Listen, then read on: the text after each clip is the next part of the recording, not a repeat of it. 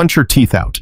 Lieutenant Commander Derek Bowen's voice shattered the morning stillness at Naval Special Warfare Command, his finger jabbing toward the woman standing in the training circle. Commander Sarah McKenna, 52 years old, didn't flinch as 300 eyes turned toward her.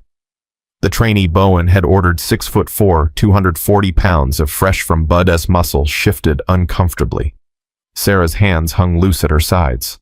Her gray-streaked hair caught the California sun. She'd survived 28 years as a SEAL. She'd killed more enemies than most of these men had ever seen. And now this desk jockey wanted to watch her get beaten for entertainment. Before we continue, if you're enjoying this story, please hit that subscribe button and ring the bell so you never miss our content. And drop a comment telling us what city you're watching from. I love seeing how far these stories travel. Now let's get back to Sarah's story. The morning had started wrong from the moment Sarah walked onto the training compound. She'd felt it in the way conversations stopped when she passed in the sideways glances from younger operators and the whispered words that weren't quite whispered enough. That's her. McKenna. Can't believe she's still active. 52. My dad's 52. He can barely run a mile. Heard she's only here because of some diversity quota bullshit. Sarah kept her face neutral. She'd heard worse. Hell, she'd survived worse. 3 decades in a profession that barely acknowledged women existed had given her skin thicker than Kevlar. But Lieutenant Commander Derek Bowen, he was something new. She'd first encountered him 2 weeks ago when he'd arrived at the command with his spotless service record and his chest full of ribbons earned behind desks in Washington. 38 years old, movie star handsome with the kind of confidence that came from never having been truly tested. He'd made his opinion of her clear within the first 5 minutes. Commander McKenna, he'd said, not bothering to hide the once-over his eyes gave her. I've read your jacket. Impressive. For its time. But the SEAL teams have evolved considerably since the 90s. We're focused on youth speed explosive power. Modern warfare doesn't have much use for, how should I put this, delicately experienced operators. Sarah had smiled politely. I appreciate your perspective, sir. What she hadn't said, I was running operations in Somalia when you were in middle school. I was in Afghanistan when you were pledging a fraternity. I've got more combat hours than you have total time in uniform. Now standing in the center of the training circle with Bowen circling her like a shark that smelled blood, Sarah understood exactly what was happening. This wasn't training. This was a message. This was Bowen establishing dominance, showing everyone in the command that the old guard, her generation, her methods, her very existence was obsolete.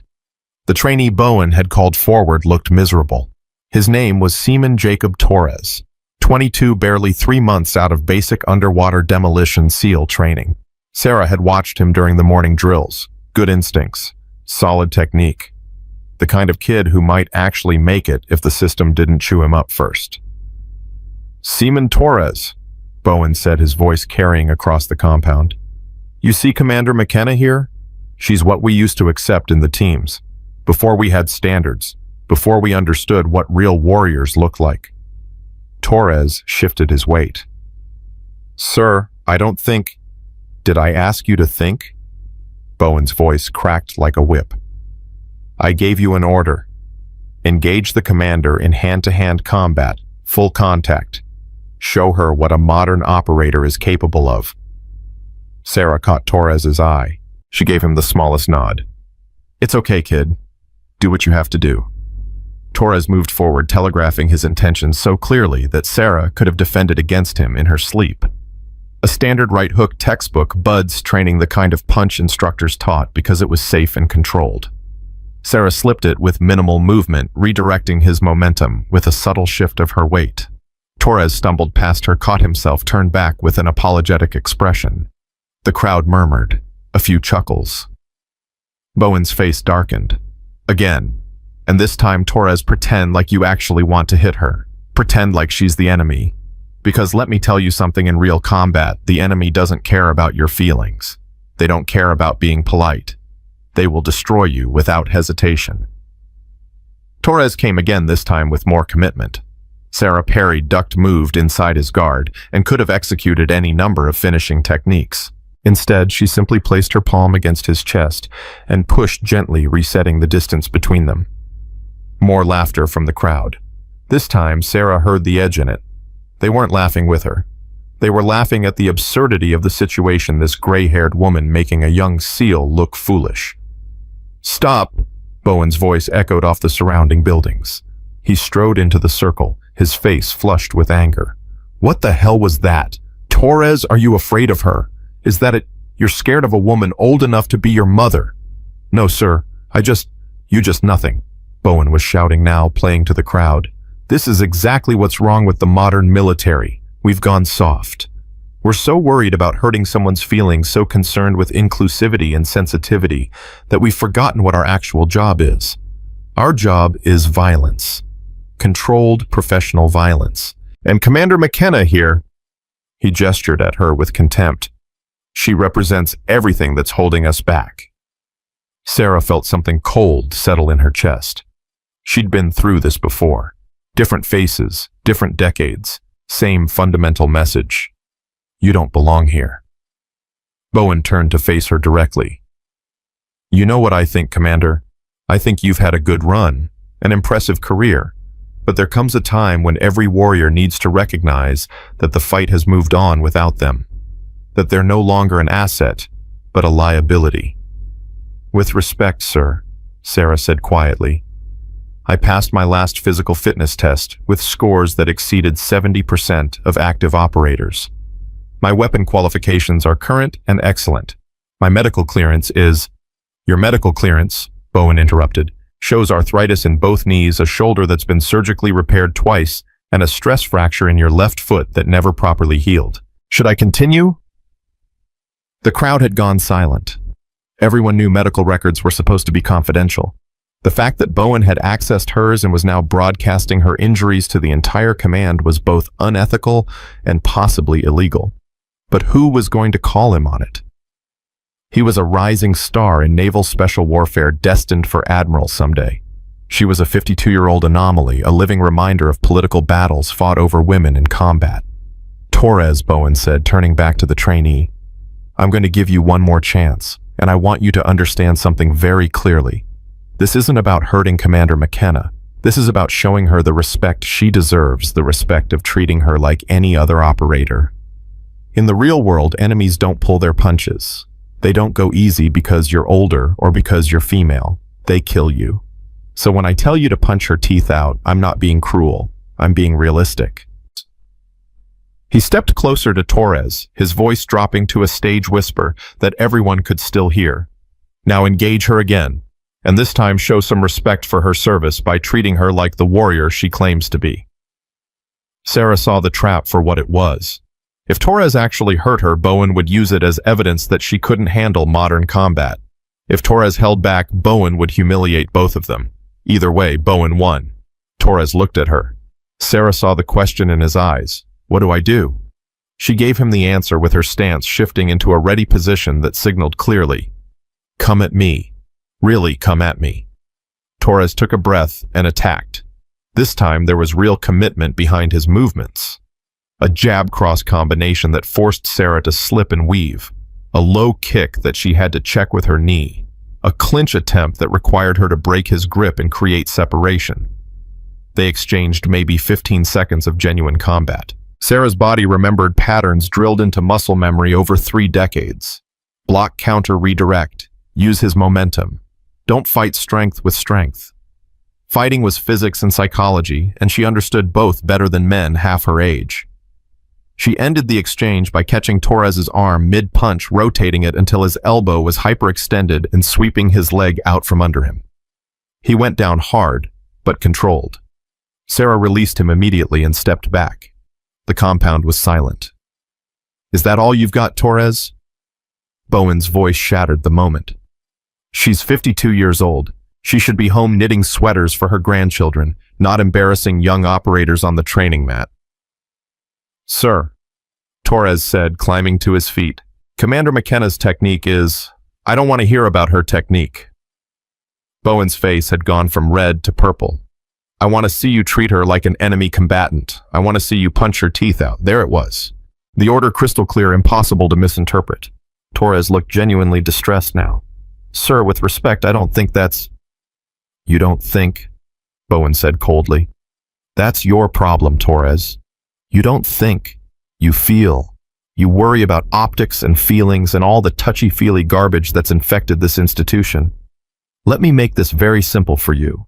Either you engage Commander McKenna with full commitment, demonstrating the combat effectiveness of a modern SEAL operator, or I will recommend your immediate dismissal from this command for failure to follow orders. Sarah watched Torres process the ultimatum. She could see the calculations running behind his eyes.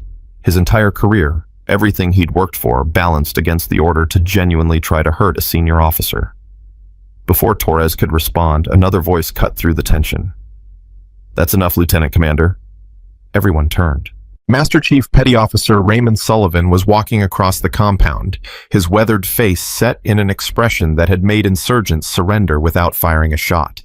At 63, Sullivan was a living legend in naval special warfare, a man who'd been everywhere, done everything, and survived what shouldn't have been survivable.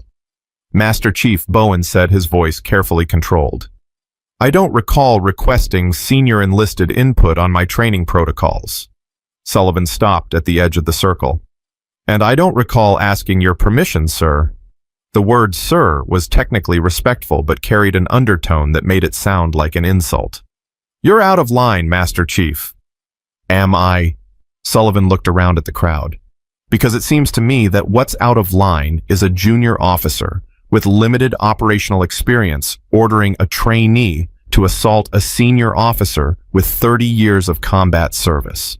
But maybe that's just my old-fashioned understanding of the chain of command." Bowen's jaw tightened. Commander McKenna volunteered for this demonstration. She's been advocating for women in special operations for her entire career. I'm simply giving her the opportunity to prove that those standards are appropriate. By ordering someone to punch her teeth out. Sullivan's voice was flat. "That's your idea of appropriate standards testing." "What I'm trying to demonstrate," Bowen said, "is that combat doesn't care about gender or age or political correctness. Combat is brutal and unforgiving, and if Commander McKenna wants to remain in an operational status, she needs to prove she can handle that reality." Sullivan nodded slowly. "You're right about one thing. Combat is brutal and unforgiving, which is why it's interesting that Commander McKenna has more confirmed kills than any 10 operators on this compound combined. Why her survival rate on high-risk operations is statistically improbable. Why she's been awarded 3 Bronze Stars with Valor and a Silver Star, all for combat action, not for filing paperwork with exceptional attention to detail." The crowd stirred. Some of them knew Sarah's record. Most didn't. The classified nature of special operations meant that most awards and achievements remained hidden, known only to those who needed to know. Bowen's expression shifted slightly. He was realizing he might have miscalculated. "Master Chief Sullivan," Sarah said quietly, "I appreciate your intervention, but it's not necessary. Lieutenant Commander Bowen is within his rights to evaluate my capabilities." Sullivan looked at her. Something passed between them, a communication built on decades of shared experience. "Your call, Commander," Sullivan said. Then he raised his voice. "But just so everyone here understands the context of what they're watching. 28 years ago, Commander McKenna, then Petty Officer McKenna, was part of an 8-person team in Somalia. The operation went bad. Ambush. Her entire team was killed except for one other person." Sarah's chest tightened. She knew where this was going. "That other person," Sullivan continued, "was my younger brother, Lieutenant Raymond Sullivan, Jr. He took 3 rounds protecting Commander McKenna. With his dying breath, he ordered her to survive, to get out, to keep going." The training compound had gone absolutely silent. "Commander McKenna carried my brother's body 12 miles through hostile territory," Sullivan said. "Alone, injured, 24 years old. She evaded enemy patrols, survived on rainwater, and refused extraction until she could bring my brother home. When the rescue team finally reached her, she was still moving forward, still carrying him, even though he'd been dead for 2 days." Sullivan turned his gaze back to Bowen. "So when you tell me she's too old, too weak, not up to modern standards, when you order some kid fresh out of training to punch her teeth out, I have to wonder what the hell you think you know about combat, about sacrifice, about what it actually takes to survive when everything goes to hell. Bowen's face had gone from purple to pale. I wasn't aware of that operation. No, Sullivan said. You weren't, because it's classified. Because the people involved don't brag about it. Because Commander McKenna has spent 3 decades quietly doing the work, while people like you collect ribbons for PowerPoint presentations. Sarah wanted to disappear. She didn't talk about Somalia. Ever. The memories were still too raw, still too painful. Sullivan bringing it up now in front of everyone felt like a betrayal, even though she knew he was trying to help. Master Chief, she said, her voice carrying a warning. Sullivan nodded. I've said my piece. He turned and walked away, leaving a wake of uncomfortable silence behind him. Bowen cleared his throat. Well, that was enlightening. But it doesn't change the fundamental question. Commander McKenna's past service is admirable, but we're not evaluating her past. We're evaluating her present capabilities. Sarah watched him scramble to recover his authority. Part of her, a small tired part, wondered if he was right.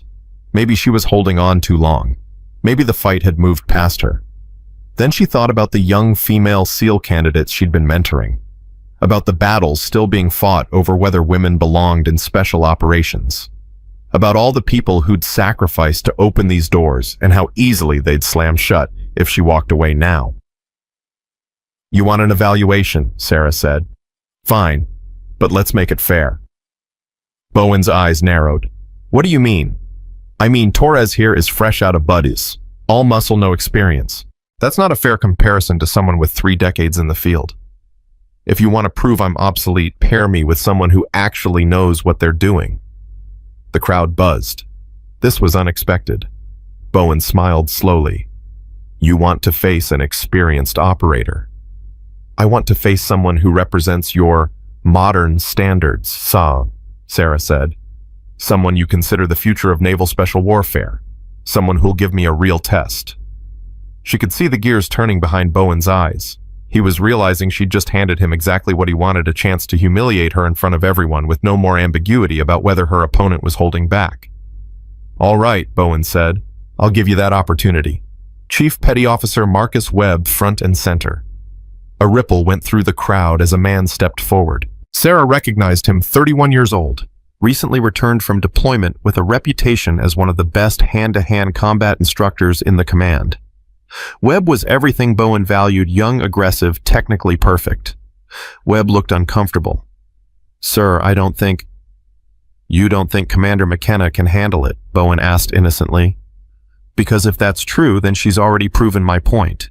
But something tells me Commander McKenna isn't the type to volunteer for something she can't handle. Are you, Commander? Sarah met Webb's eyes. It's fine, Chief. Let's give them a show. Webb stepped into the circle. Unlike Torres, he showed no hesitation, no uncertainty. He was a professional, and he'd approach this like any other training exercise. They circled each other. Sarah was very aware of her body now. The stiffness in her knees, the ache in her rebuilt shoulder. The extra beat her heart needed to pump blood through veins that had seen too many stress hormones. Webb attacked first. A faint high actual strike low. Good technique. Sarah blocked, countered, found herself defending against a combination that would have overwhelmed most operators. But she wasn't most operators. The thing about experience, real experience earned over 3 decades, was pattern recognition. Sarah had fought in a dozen different countries against dozens of different styles. Her body remembered things her conscious mind had forgotten. She knew what was coming before Webb did it, not through psychic ability, but through the tiny tells everyone gave before they moved. They exchanged strikes for maybe 45 seconds. Sarah felt her age in every movement, but she also felt something else, the absolute certainty that came from having done this so many times that technique had become instinct. She ended it by waiting for Webb to overextend just slightly, just enough, and then taking his balance with a sweep that sent him to the ground hard enough to knock the wind from his lungs. Sarah stepped back, breathing hard but controlled. The compound was silent again. Webb climbed to his feet, rubbing his ribs. Jesus Christ, he said, and Sarah couldn't tell if it was respect or shock. Bowen stood frozen, his expression cycling through disbelief, anger, and something that might have been grudging respect. "So," Sarah said, still catching her breath, "do I pass your evaluation, Lieutenant Commander?" Before Bowen could respond, Sarah's tactical watch vibrated. She glanced at it, saw the coded message, felt her world shift. Mozambique. Immediate. Volunteer only. Admiral Holland. Sarah looked up at Bowen. "Permission to accept an overseas assignment, sir." Bowen blinked, still processing what had just happened. "What?" "I'm receiving a request for immediate deployment. Do I have your permission to accept?" Something in Bowen's expression shifted. He saw an escape route from this humiliation. "Granted, immediately. Maybe you'll find something more appropriate for your skill set. Supply chain logistics. Medical liaison." Sarah almost smiled. Bowen had no idea what Admiral James Holland's volunteer-only missions entailed. They were the operations nobody talked about, the ones that never appeared in after-action reports, the ones where survival was optional and success was mandatory. "Thank you, sir," Sarah said. She turned to leave the training circle. "Commander McKenna," Bowen called after her. His voice had regained some of its earlier confidence. "When you return, if you return, I'll be filing a formal recommendation that you transition to a non-operational role. You've had a distinguished career, but continuing to pretend you're still a frontline operator isn't doing anyone any favors. It's time to accept reality." Sarah stopped, turned back, looked at Bowen with an expression that made him take an involuntary step backward.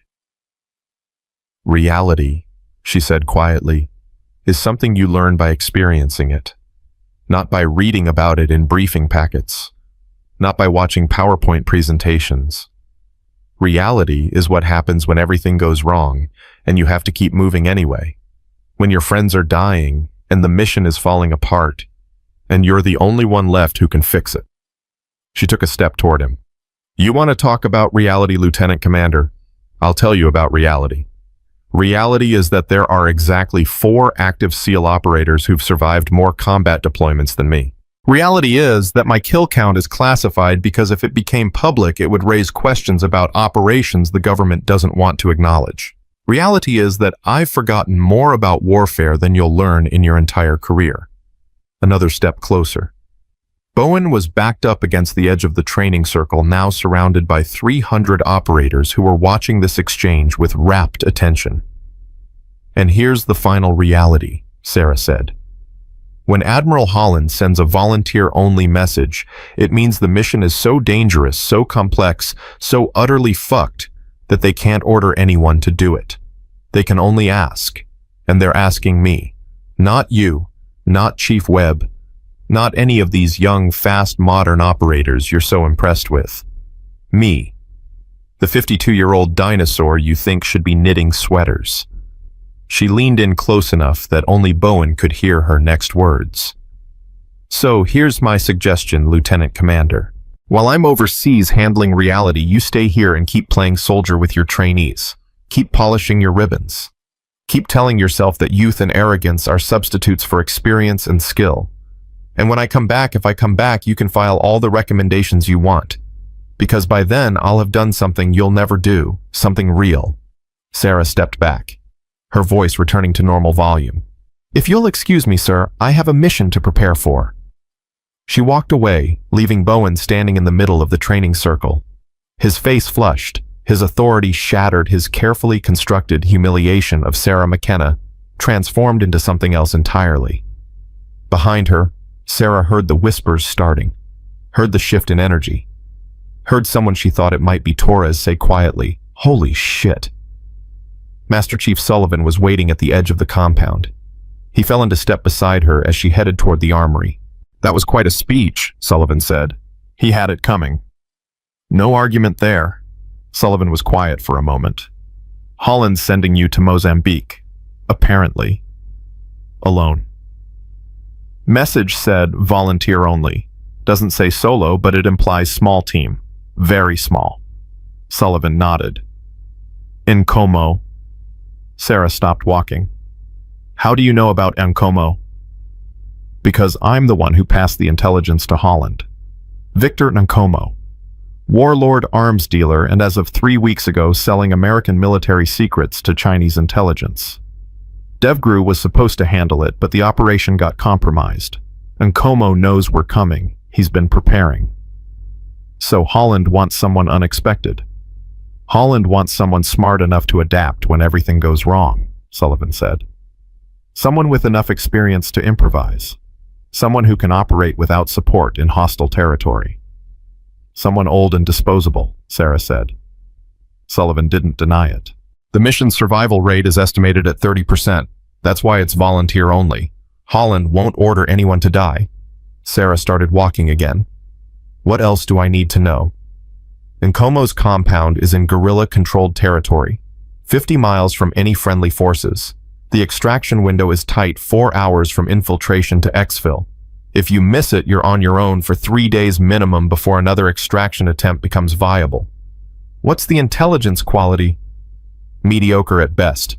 We know where Nkomo is. We know approximately how many fighters he has. Beyond that, Sullivan shrugged. You'll be operating blind. They reached the armory. Sarah started to go in, then stopped. Sullivan, she said, why did you bring up Somalia back there? The old Master Chief was quiet for a long moment. Because Bowen needed to understand who he was dealing with. And because those kids needed to know that the person they're laughing at has already paid prices they can't imagine. Your brother wouldn't have wanted you to use his death to score points in a pissing contest. My brother, Sullivan said quietly, told you to survive, to keep going, to show everyone what you're made of. That's what I'm helping you do. Sarah felt tears prick her eyes and forced them back. I think about him every day. I know. Sullivan put a hand on her shoulder. That's why you're still here. That's why you keep fighting even when assholes like Bowen make it clear you're not welcome. Because Raymond asked you to survive. And you've been honoring that request for 28 years. I'm tired, Sullivan. I know that too. He squeezed her shoulder. Do this mission. Come back. Then we'll talk about what comes next. But don't let Bowen push you into retiring out of spite. Don't let him take this from you before you're ready to let it go. Sarah nodded. I need to prep. I'll have your team roster sent to your quarters within the hour. What team? Sullivan smiled.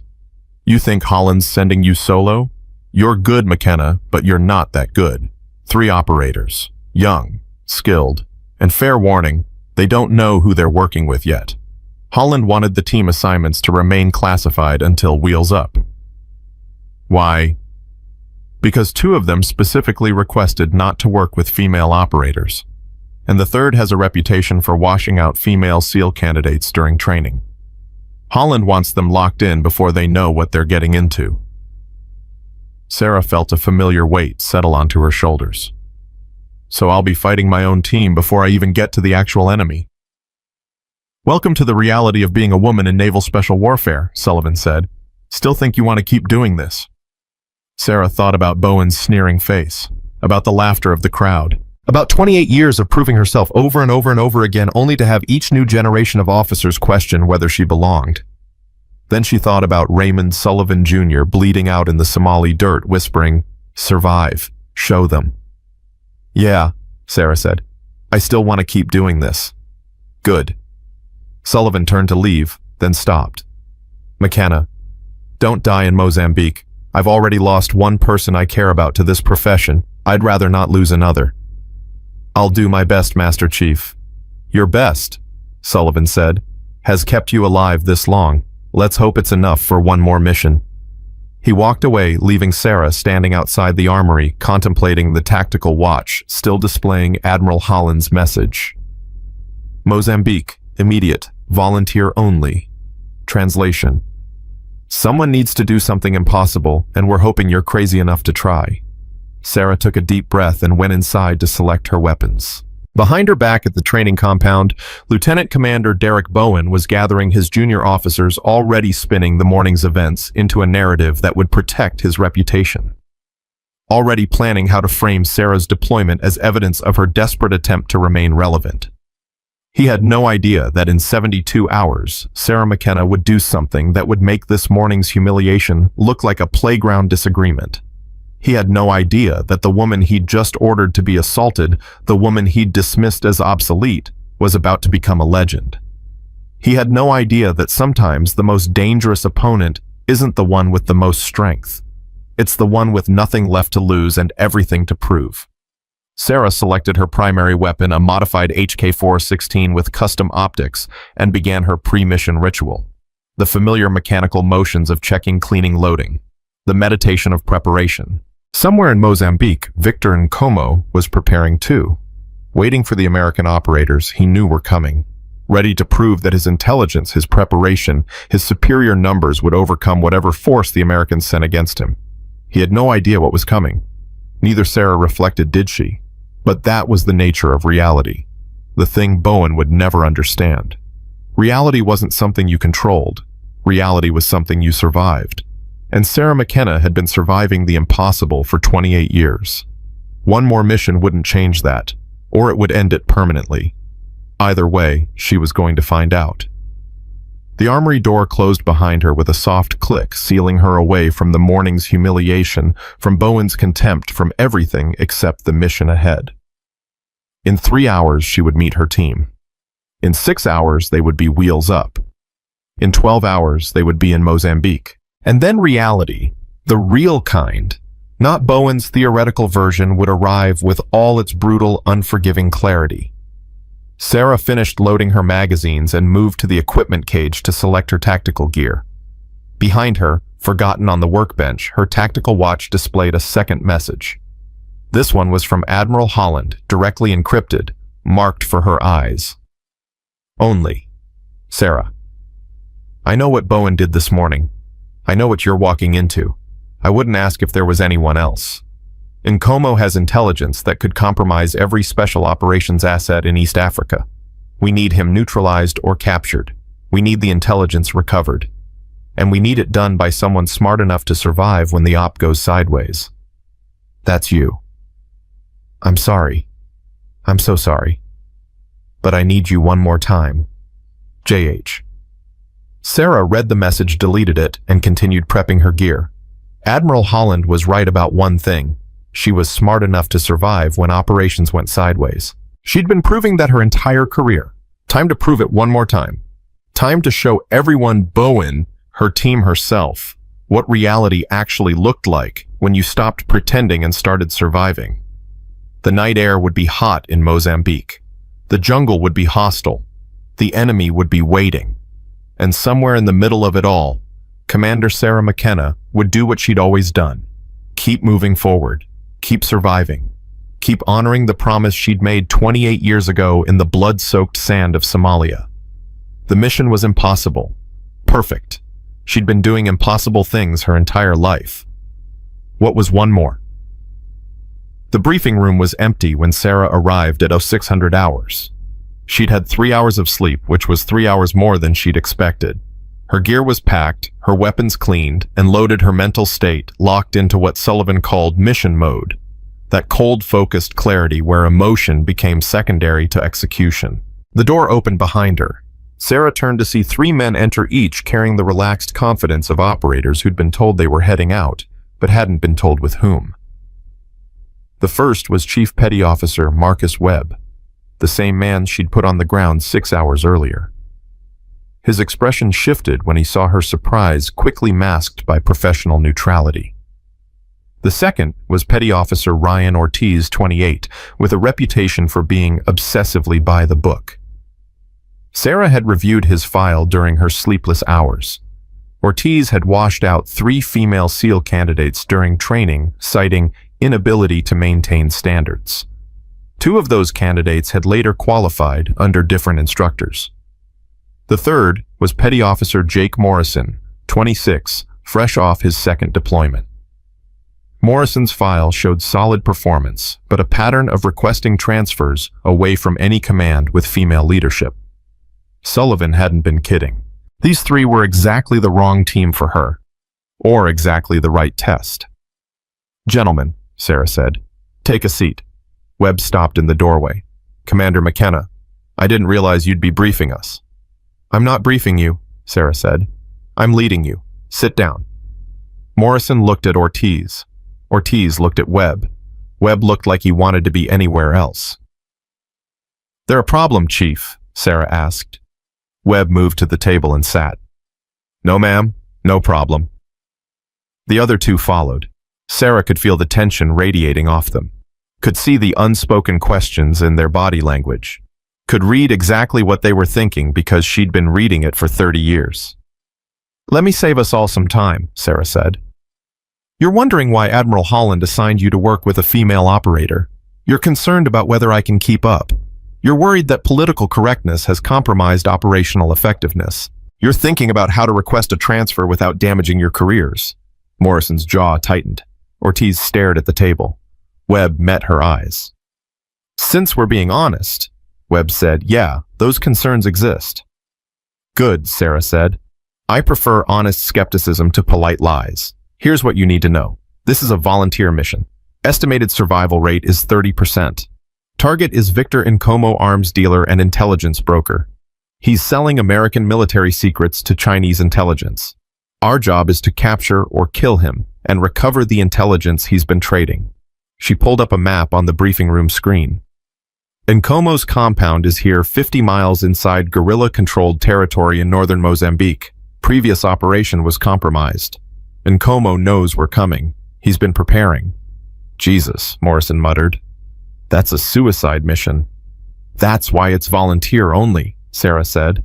"And that's why you three were selected. Webb, you're the best hand-to-hand combat instructor in the command. Ortiz, your tactical planning scores are perfect. Morrison, you've got more combat hours than operators twice your age. You're good, you're skilled, and if we do this right, you'll survive to tell your grandchildren about it." "What's the intelligence quality?" Ortiz asked. "Mediocre. We know where Nkomo is. We know he's got approximately 30 to 40 fighters. Beyond that, we're operating blind." Webb leaned forward. "Extraction plan. 4-hour window from infiltration to exfil. Miss that window, we're on foot for 3 days through hostile territory before another extraction becomes viable. Backup support. None. We're off the books. If something goes wrong, there's no quick reaction force. No air support, no rescue. We succeed or we don't come home." The room went silent. Sarah watched them process the reality of what they'd volunteered for, watched the moment when bravado collided with tactical assessment. "I want to be clear about something," Sarah said. "I didn't ask for this mission. Admiral Holland asked me because I've survived worse. I didn't ask for you three as my team. Sullivan assigned you because you're good enough to make this work. What happened this morning at the training compound, that's done. Irrelevant. What matters now is whether you can put aside whatever preconceptions you have and focus on keeping each other alive." Morrison spoke up. "With respect, Commander, the concerns aren't about preconceptions. They're about operational effectiveness.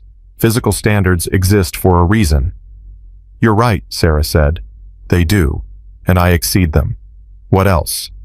"Age matters in combat," Morrison continued. "Reaction time, endurance, recovery from injury." "I'm not asking you to ignore reality," Sarah interrupted. "I'm asking you to expand your definition of it. Yes, I'm slower than you. I can't carry as much weight for as long. My knees hurt every morning and my shoulder sounds like Rice Krispies when I rotate it. But I've survived 18 combat deployments. I've been the sole survivor of operations that killed everyone else. I've forgotten more about warfare than most operators ever learn." She looked at each of them. "So here's the deal. You don't have to like me. You don't have to respect me. You don't even have to think I belong here. But you do have to follow orders. And if you can't do that, tell me now. Because once we're wheels up, doubt kills teams faster than enemy bullets." Webb broke the silence. "I can work with you, Commander." Ortiz nodded slowly. "Same." Morrison took longer. Sarah could see the internal struggle playing out behind his eyes. Finally, "Roger that, ma'am." "Good," Sarah said. "Because we've got 3 hours until wheels up and I need you all mission ready by then. Questions?" "Yeah," Webb said. "This morning at the training compound, how did you know I was going to overextend on that last combination?" Sarah almost smiled. "Because you always do. You favor your right side. When you get aggressive, you commit about 2% too much weight forward. It's subtle, but it's there. I noticed it watching you train last week. Webb blinked. You've been watching me train. I've been watching all of you. That's my job. Morrison, you have a tell when you're about to change positions. You shift your weight to your rear foot about half a second before you move. Ortiz, your tactical plans are perfect on paper, but you hesitate to adapt when circumstances change. You all have patterns, strengths and weaknesses. That's not criticism. That's reality. And my job is to know those patterns well enough to keep you alive when everything goes wrong. The atmosphere in the room shifted slightly.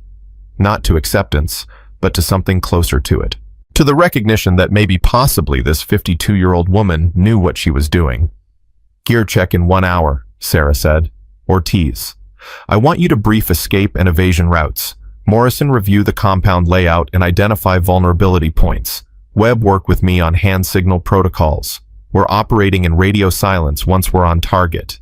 I need to know we can communicate without words. They stood, started to leave. One more thing, Sarah said. They turned back. This morning, Lieutenant Commander Bowen asked someone to punch my teeth out. In approximately 24 hours, we're going to be in a situation where the enemy will be trying to kill all of us. The difference between those two scenarios is that the enemy will be trying to kill you too. So whatever you think about women in special operations, whatever concerns you have about my age or capability, set them aside. Because I'm not your enemy. And I'm not your problem. I'm the person who's going to get you home alive. Webb met her eyes. Yes, ma'am. They left. Sarah stood alone in the briefing room, staring at the map of Mozambique, calculating distances and timelines and survival probabilities. Her watch vibrated. A message from Sullivan. How'd they take it? Sarah replied. About as well as expected. They'll follow orders. Whether they trust me is another question. Trust is earned in the field. You know that.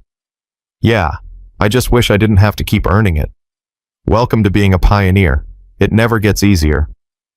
Sarah deleted the message thread and headed to the armory. Her shoulder was already aching, which meant the next 24 hours would be hell on her body. But pain was manageable. Pain was something you pushed through. Doubt was harder. Not doubt in her abilities. She'd proven those 1,000 times. Doubt in whether it was worth it anymore.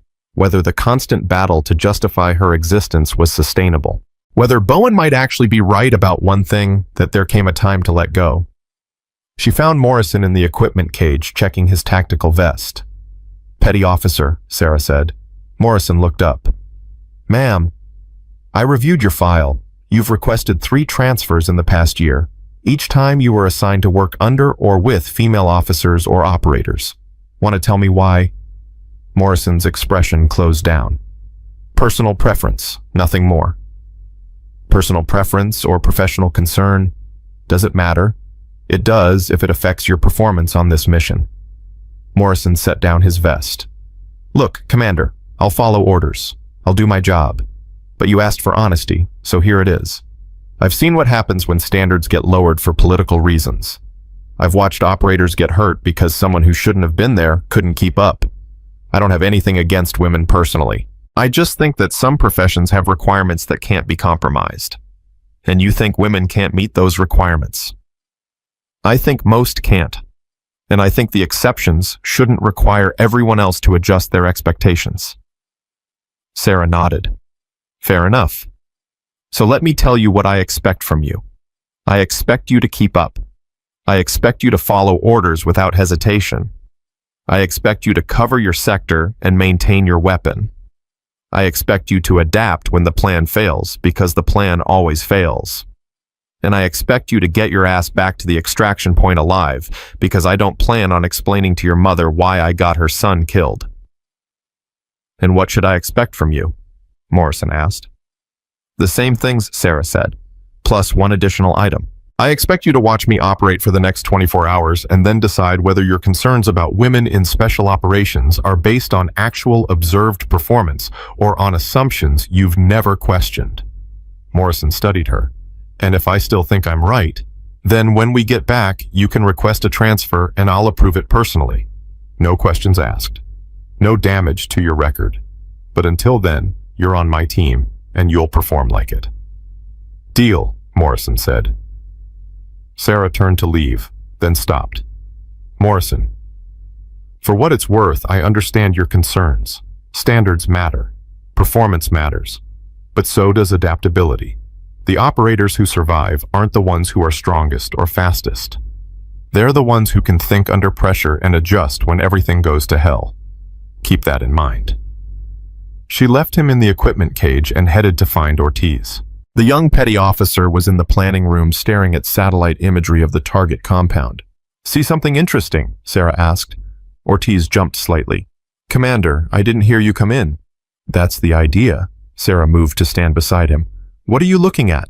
The compound's defensive layout, and Como's positioned his guards here, here, and here. Ortiz pointed to the imagery.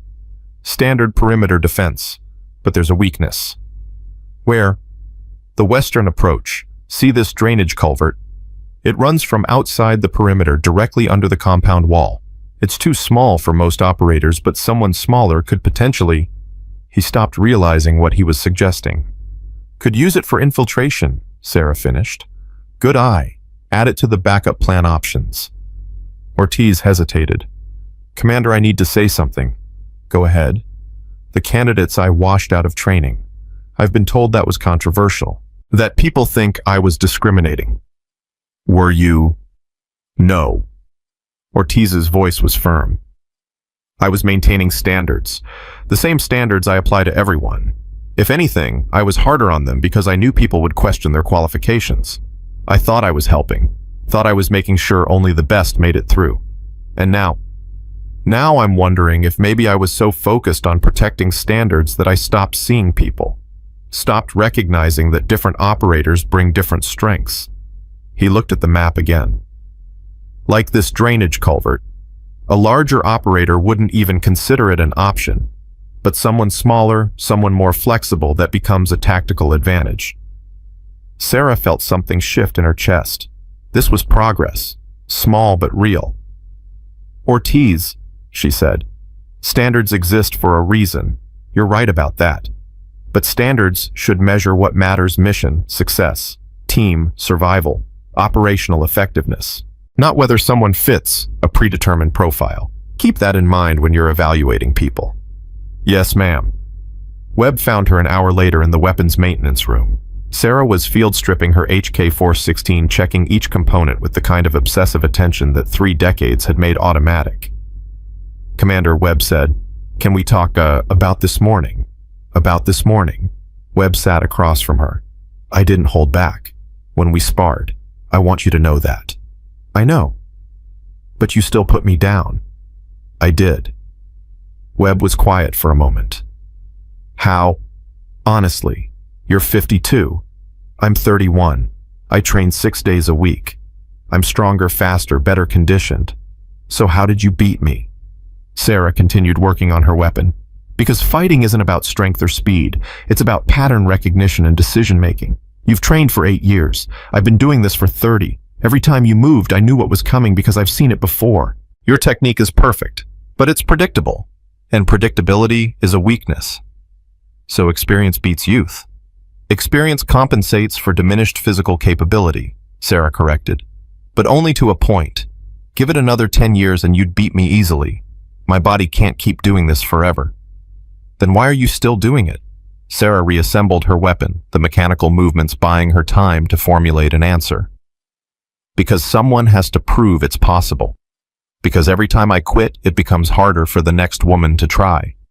Because 28 years ago, a man I respected told me to survive and show people what I was made of. And I've been honoring that request ever since. Webb nodded slowly.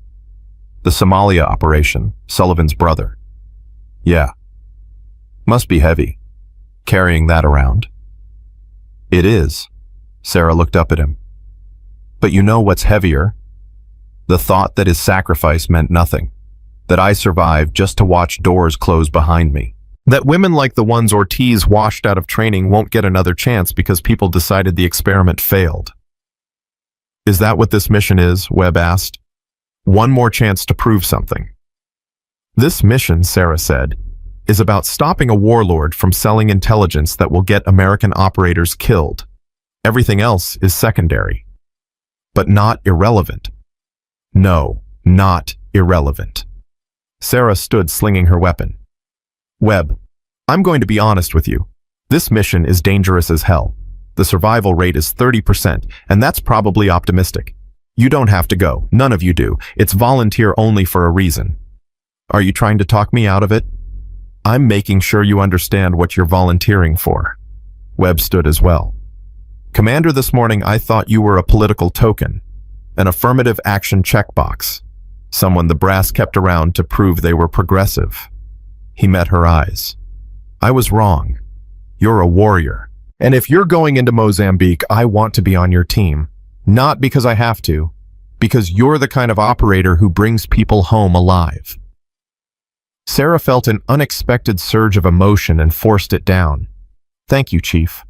Don't thank me yet. Let's survive the next 24 hours. Then we can get sentimental. 2 hours later, they were wheels up. The C-130 transport aircraft climbed through the darkness, carrying them east toward Africa. Sarah sat in the cargo hold, surrounded by her team, each man lost in his own pre-mission ritual. Morrison was checking his weapon for the third time. Ortiz was reviewing the mission plan on a tablet. Webb was sleeping or pretending to. The ability to rest before combat was a skill that separated veterans from novices. Sarah's own ritual was memory. She thought about every mission that had gone wrong, every ambush, every close call. She replayed Somalia in her mind, not to torture herself, but to remember the lessons, to catalog the mistakes and the adaptations, and the 1,000 tiny decisions that had kept her alive. The loadmaster approached. Commander Admiral Holland wants to speak with you. Private line. Sarah moved to the communication station and put on the headset. McKenna. Sarah. Holland's voice was tired. How's the team? Functional, skeptical, professional. I heard about Bowen's performance this morning. News travels fast.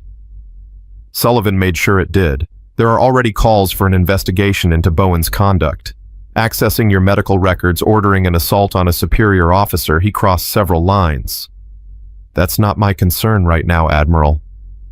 I know. But I want you to understand something. Regardless of what happens in Mozambique, Bowen's career is over. You won't be coming back to face his bullshit. That chapter is closed. Sarah felt something unclench in her chest. Thank you, sir. Don't thank me. You earned this. 30 years of excellence earned this. Holland paused. Sarah, I need to tell you something about Nkomo, something that's not in the briefing. Sarah's grip tightened on the headset. Sir? The intelligence he's been selling, it's not random. He's been specifically targeting information about female operators.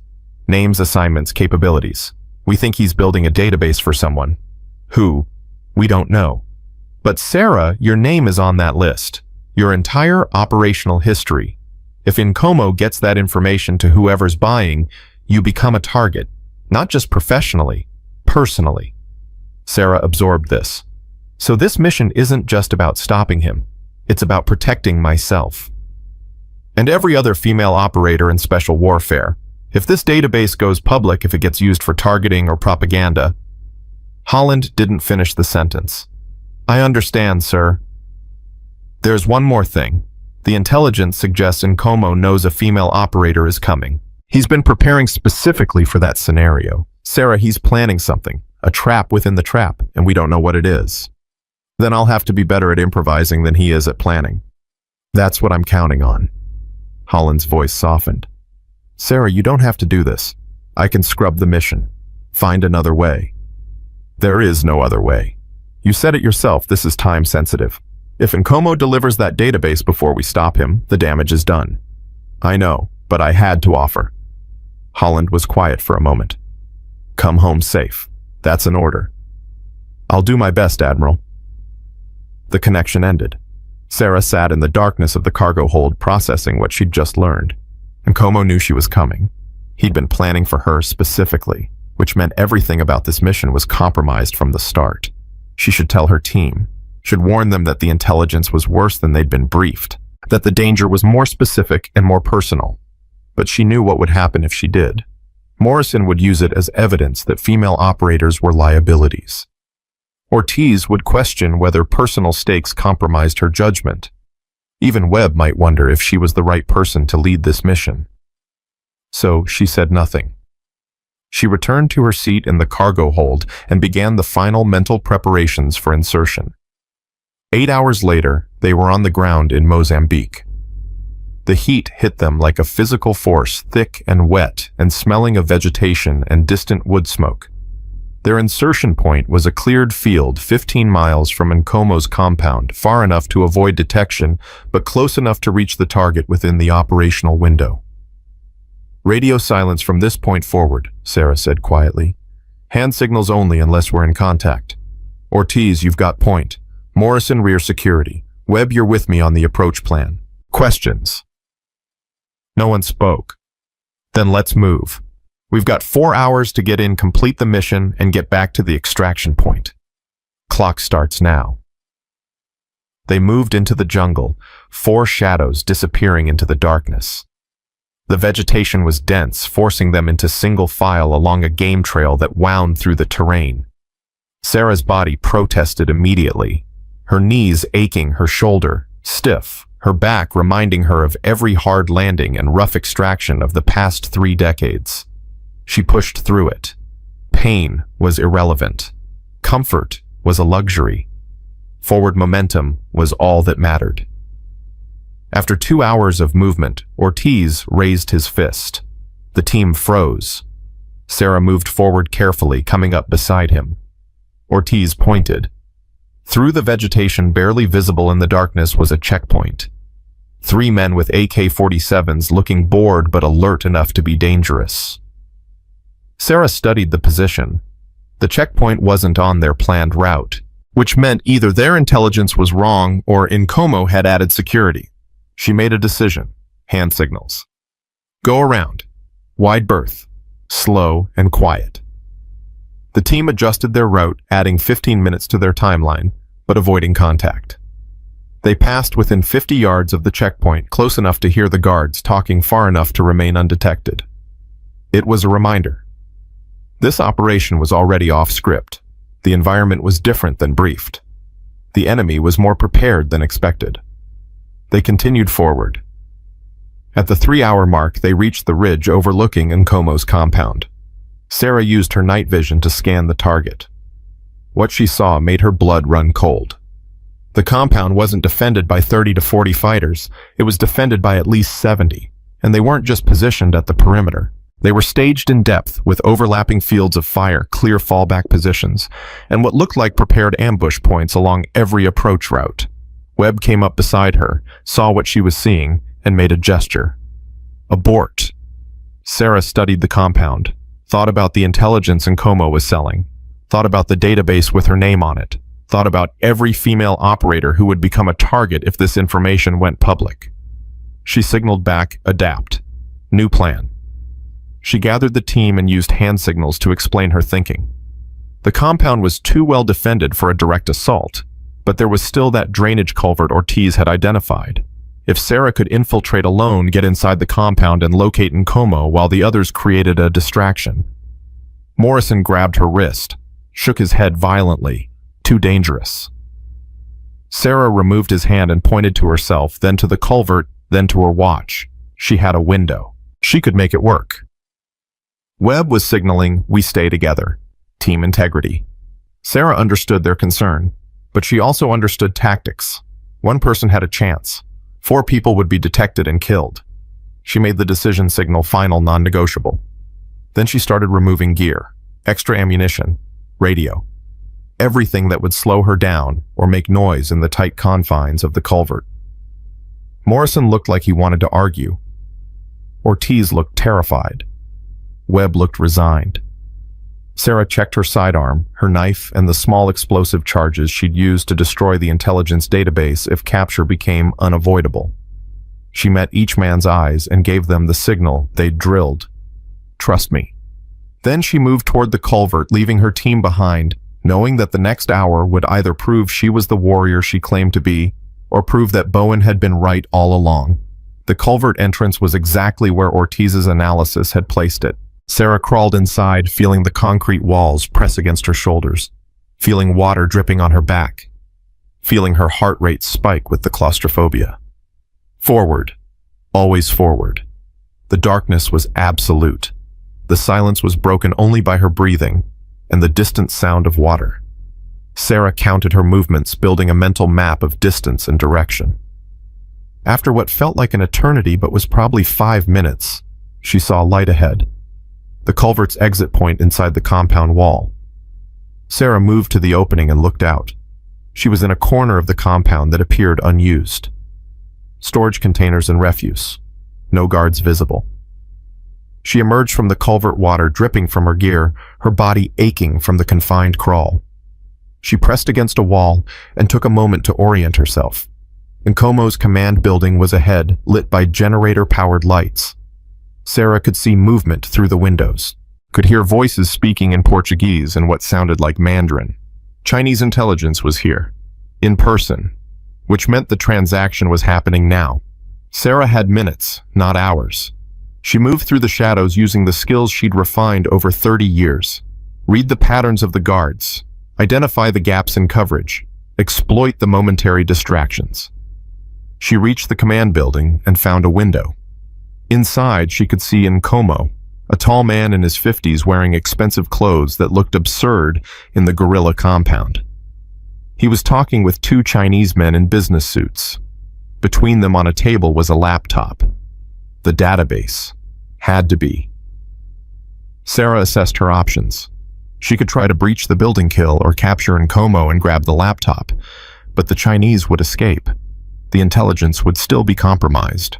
Or she could do something else, something risky, something that went against every tactical principle she'd ever learned. She could let them make the transfer, let them think they'd succeeded, and then take them all down at once when they were relaxed and confident.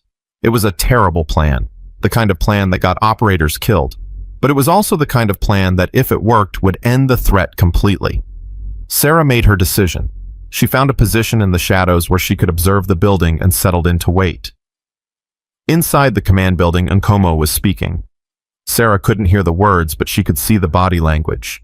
The Chinese were examining the laptop, confirming the data, preparing to complete the transaction. Then one of the Chinese men did something unexpected. He pulled out a photograph and showed it to Nkomo.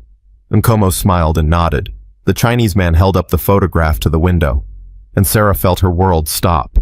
It was a picture of her, from her service record, with a red circle drawn around her face. They weren't just buying intelligence about female operators. They were buying intelligence about her specifically, and Nkomo was confirming that she was the target of this operation. This wasn't a mission to capture an arms dealer. This was a trap.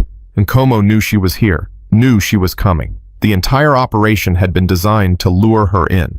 Sarah's tactical watch vibrated. A message from Webb breaking radio silence. Compound alert level rising. Multiple patrols converging on your position. You need to exfil now. Sarah looked around, saw guards moving with purpose, saw searchlights beginning to sweep the compound, saw her window for extraction closing rapidly. She had maybe 2 minutes before they found her, maybe less. And in that moment, Sarah McKenna understood exactly what was happening. Understood why Admiral Holland had really sent her.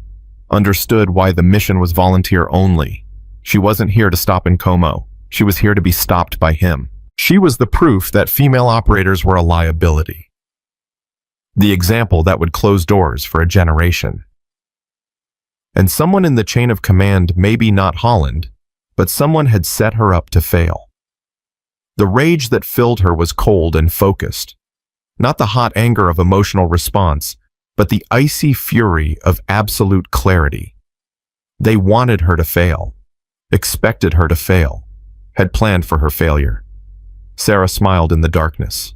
Then she stood up and walked directly toward the command building's front entrance. The guards at the front entrance didn't expect someone to simply walk up and knock. Sarah could see their confusion through the reinforced glass door. One of them reached for his radio. The other raised his weapon. Sarah raised her hands slowly, deliberately, made herself look exhausted and defeated. Let them see what they expected to see, a 52-year-old woman who'd realized she was outmatched. The door opened. 3 guards emerged, weapons trained on her center mass. One of them barked something in Portuguese. "English," Sarah said, keeping her voice tired. "I speak English. I want to talk to Nkomo." The guards exchanged glances. One spoke into his radio. A response crackled back. The guard gestured with his weapon. Inside, slowly. Sarah walked through the door, hands still raised. Her mind was calculating distances, counting weapons, cataloging threats. The front room contained 6 more guards. Through an open doorway, she could see Nkomo and the Chinese intelligence officers looking up from their laptop with expressions of shock. "Commander McKenna," Nkomo said, recovering quickly. A smile spread across his face. "Right on schedule. I was beginning to worry you wouldn't accept my invitation." "Your invitation?" Sarah kept her hands visible. "You mean the trap?" "I prefer to think of it as an opportunity." Nkomo gestured to his guards. "Search her. Carefully." They found her sidearm, her knife, the explosive charges. Stripped her of anything that could be weaponized. One guard reached for her tactical watch. "That's a medical monitor," Sarah lied smoothly. "Heart condition. You take it off, I might collapse. Wouldn't want me dying before you get what you came for." Nkomo studied her, then nodded. The guard left the watch. "Please," Nkomo said, gesturing to a chair. "Sit. You must be exhausted. Crawling through that drainage culvert at your age, very impressive. Very predictable, but impressive." Sarah sat. Let her body language communicate defeat. "You knew about the culvert. I left it open specifically for you. Well, for whichever female operator they sent. The psychological profile suggested that a woman would choose the indirect approach. Something about not wanting to risk your team. Very maternal. Very exploitable." One of the Chinese men stepped forward. "Commander McKenna, I am Colonel Chen Wei of the People's Liberation Army Strategic Support Force. We've been studying you for quite some time. Your file makes for fascinating reading. Glad I could entertain you." "Oh, you've done more than entertain." Chen pulled out a tablet, swiped through screens. 28 years of service, 18 combat deployments, estimated 217 confirmed hostile kills. Sole survivor of 3 separate ambush scenarios. You're quite the warrior commander, which makes this moment particularly satisfying. What moment is that? The moment we prove that even the best female operator is fundamentally inferior to male counterparts. That physical limitations inevitably lead to tactical vulnerability. That America's experiment with women in special operations is a dangerous failure. Chen smiled. Your capture tonight will provide empirical evidence that cannot be disputed. The propaganda value alone is worth millions. Sarah felt ice in her veins. This wasn't just about intelligence. This was about destroying the credibility of every woman in uniform. "There's one problem with your theory," Sarah said quietly. "What's that?" "I'm not captured. I walked in here voluntarily." Nkomo laughed. "Semantics, Commander. You're surrounded by 30 guards. Your weapons are confiscated. Your team is trapped outside the compound, probably deciding whether to abort or mount a futile rescue. You have no leverage, no advantage, no hope of escape. You can call it whatever you want, but the reality is clear."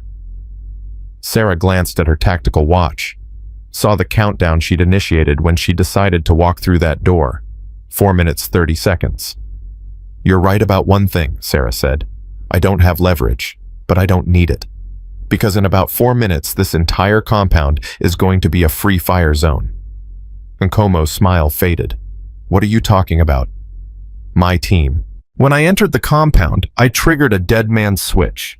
If I don't deactivate it within 5 minutes, they initiate contingency protocol.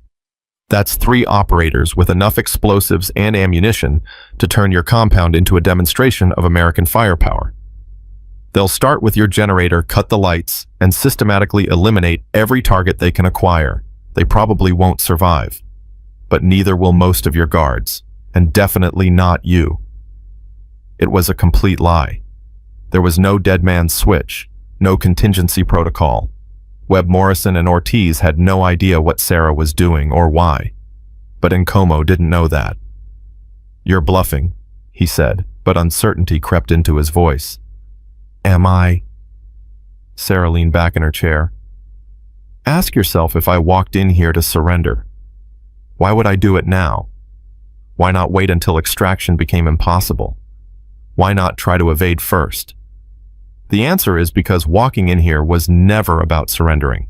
It was about getting close enough to complete the mission. And if I have to die to do it, that's acceptable. My life in exchange for yours and the destruction of that intelligence database seems like a fair trade. Colonel Chen was speaking rapidly in Mandarin into his phone. Nkomo's guards were shifting nervously, looking toward the windows, suddenly aware that they might be targets. 3 minutes, Sarah said, glancing at her watch. Stop the countdown, Nkomo demanded. Why would I do that? I came here to neutralize you and recover the intelligence. Mission success is more important than survival. That's what being a soldier means, something your hired thugs wouldn't understand. Nkomo pulled out a radio, barked orders in Portuguese. Sarah heard the response guards reporting movement on the perimeter, possible contact on the western approach. Webb and the others had heard the increased alert. They were moving into position, not knowing why, but responding to the threat, accidentally confirming Sarah's bluff. 2 minutes, Sarah said. How do I know you'll actually stop it? Nkomo asked. How do I know this isn't a suicide mission? You don't, Sarah said. But ask yourself what I have to lose. I'm 52 years old. My career is ending whether I want it to or not. People like you and Colonel Chen are already writing the narrative about how women don't belong in combat.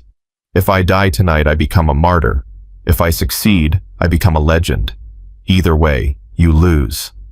She could see the calculation in Nkomo's eyes, see him weighing the probabilities, see the exact moment when he realized he'd been outmaneuvered. What do you want? He asked. The laptop. You and Colonel Chen keep your hands visible. Your guards back away from the exits.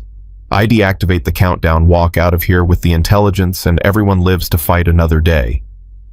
And if I refuse, then in 90 seconds your compound turns into a war zone. My team kills as many of your people as possible before they're overwhelmed. You probably survive. But the Chinese delegation definitely doesn't. And you can explain to Beijing why their intelligence officers died because you couldn't let one middle-aged woman walk away with a laptop. Colonel Chen spoke up. Nkomo, he's paying you to be a broker, not a martyr. Give her the laptop. 1 minute, Sarah said. Nkomo made his decision. Everyone stand down. Let her take it. Sarah stood slowly, moved to the table, closed the laptop. Your radio. Slowly. Nkomo handed it over. Sarah clipped it to her vest. Now order your guards to open the front gate. Tell them an American operator is walking out and nobody shoots unless I shoot first. Nkomo gave the order. Sarah could hear the confusion in the responses. This wasn't how captures were supposed to work. 30 seconds, Sarah said, even though the countdown didn't exist. Everyone stay calm. She backed toward the door, laptop under one arm, reached the exit. Paused. Colonel Chen, she said, tell your superiors that America's female operators aren't a weakness. We're the ones you should fear most, because we're smart enough to turn your traps against you. She walked out the door before anyone could respond. The compound was chaos. Guards were shouting, confused about what was happening. The front gate was open as ordered. Sarah walked through it, expecting a bullet in her back at any moment. Nothing. She made it outside the wall. Her tactical watch vibrated. Webb, what the hell is happening? Sarah activated her throat mic. Exfil now. I have the package. Move to extraction point Alpha. She started running. Her knees screamed protest. Her lungs burned. But she'd done the impossible, walked into a trap, and walked back out with exactly what she came for. Behind her, she heard shouting. Nkomo had realized the bluff. Guards were mobilizing. Sarah ran harder.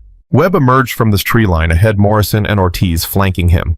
Their faces showed absolute shock. Commander, what? Questions later. Run now. They ran. Sarah fell into formation, her body reminding her of every year she'd been doing this. The younger operators had to slow their pace to keep her with them. Sarah hated it, but accepted it. Gunfire erupted behind them. Rounds cut through vegetation. The guards were pursuing, angry and embarrassed. Contact rear, Morrison shouted, returning fire. Keep moving, Sarah ordered. Don't engage unless necessary. They crashed through the jungle. Sarah's GPS showed the extraction point 2 miles ahead. They had maybe 10 minutes before the helicopter arrived. If they could survive that long. More gunfire. Closer now. The guards were gaining. Ortiz stumbled, caught himself, kept moving. Webb was providing suppressing fire, slowing the pursuit but not stopping it. Sarah made a tactical decision she'd been avoiding. Webb Morrison set up defensive position at that tree line. Ortiz, you're with me. We get to the extraction point, secure the landing zone. Commander, we don't split up. That's an order, Chief. Webb's jaw tightened, but he obeyed. He and Morrison peeled off, finding cover, preparing to hold off pursuers. Sarah and Ortiz continued toward the extraction point. Sarah's body was failing now. Her vision blurred. Her legs felt like concrete. Commander, you're slowing down, Ortiz said. I'm aware. Let me carry the laptop. No, if I go down, you keep moving. Get this to Holland. That's priority 1. They reached the clearing. The extraction helicopter was already visible, incoming fast and low. Behind them, gunfire intensified. Webb and Morrison were in heavy contact. Sarah grabbed the radio. Ghost lead to extraction, Bird. We need immediate pickup. LZ is hot. Roger, Ghost lead. 30 seconds. The helicopter came in hard, flaring at the last moment. The door gunner was already firing, laying down suppression. Ortiz started toward the helicopter. Sarah grabbed his arm. Get Webb and Morrison. I'll secure the laptop. Commander, go. Ortiz ran back toward the firefight. Sarah stumbled to the helicopter, handed the laptop to the crew chief. Package secure, she gasped. 3 operators still in contact. The door gunner continued firing. Sarah grabbed a spare rifle, moved to the tree line, added her fire to his. Webb appeared, dragging Morrison. Blood on Morrison's leg. Ortiz was behind them, firing controlled bursts. Move, move, move, Sarah shouted. They reached the helicopter. Webb and Ortiz loaded Morrison. The door gunner was screaming something about fuel. Sarah did a quick count. Webb, Morrison, Ortiz. Everyone accounted for. She turned to board the helicopter and felt the impact. Something hit her in the lower back. Not hard, almost gentle, like someone had tapped her with a finger. Sarah looked down and saw blood spreading across her tactical vest. Commander! Webb's voice seemed to come from very far away. Sarah's legs stopped working. She fell forward. Hands grabbed her, pulled her into the helicopter. The world tilted as the aircraft lifted off. Sarah could see tracers following them up, hear the ping of rounds hitting armor. Then they were above it. Away. Safe. Sarah lay on the helicopter floor, Webb pressing gauze against her back, his mouth moving but no sound reaching her ears. She thought about Bowen, about his sneering face, about being ordered to take a punch. She thought about Raymond Sullivan Jr. dying in Somalia, telling her to survive. She thought about this morning.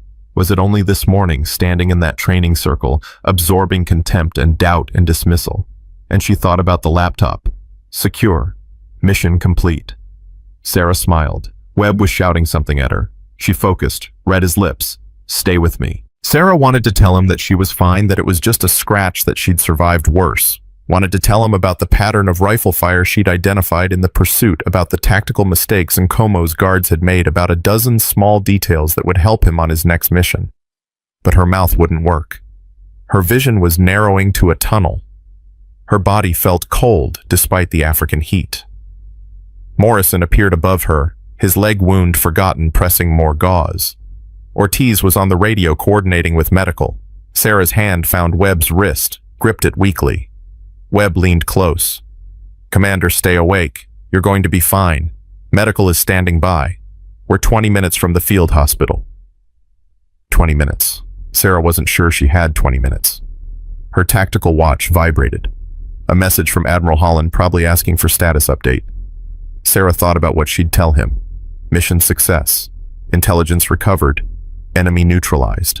Team survived. All objectives achieved. She'd also tell him about the setup, about how someone in the chain of command had leaked her identity, about how this mission was designed to prove female operators were liabilities. She'd tell him that she'd turned their trap into her triumph, that she'd done the impossible, that she'd proven every doubt wrong. But first she had to survive. Sarah focused on breathing, on staying conscious, on keeping her eyes open. She'd survived 18 combat deployments. survived ambushes that killed her entire team, survived 3 decades of people telling her she didn't belong. She could survive this. She had to survive this. Because the alternative meant Bowen was right, meant Chen was right, meant everyone who'd ever doubted her was vindicated. And Sarah McKenna would rather die than give them that satisfaction. The helicopter hit turbulence. Sarah's world went dark for a moment. When her vision returned, Webb's face was directly above hers. "Stay with me, Commander. That's an order." Sarah almost laughed. Since when did junior officers give her orders? But Webb's face was desperate, scared. This morning he'd been skeptical of her capabilities. Now he was terrified of losing her. Sarah found her voice. "Tell Sullivan." She coughed, tasted blood. "Tell him I kept the promise." "You can tell him yourself. You're not dying today." "Tell him." Sarah's vision blurred again. "Tell him Raymond would be proud." "Commander, no. Stay focused. Stay with us."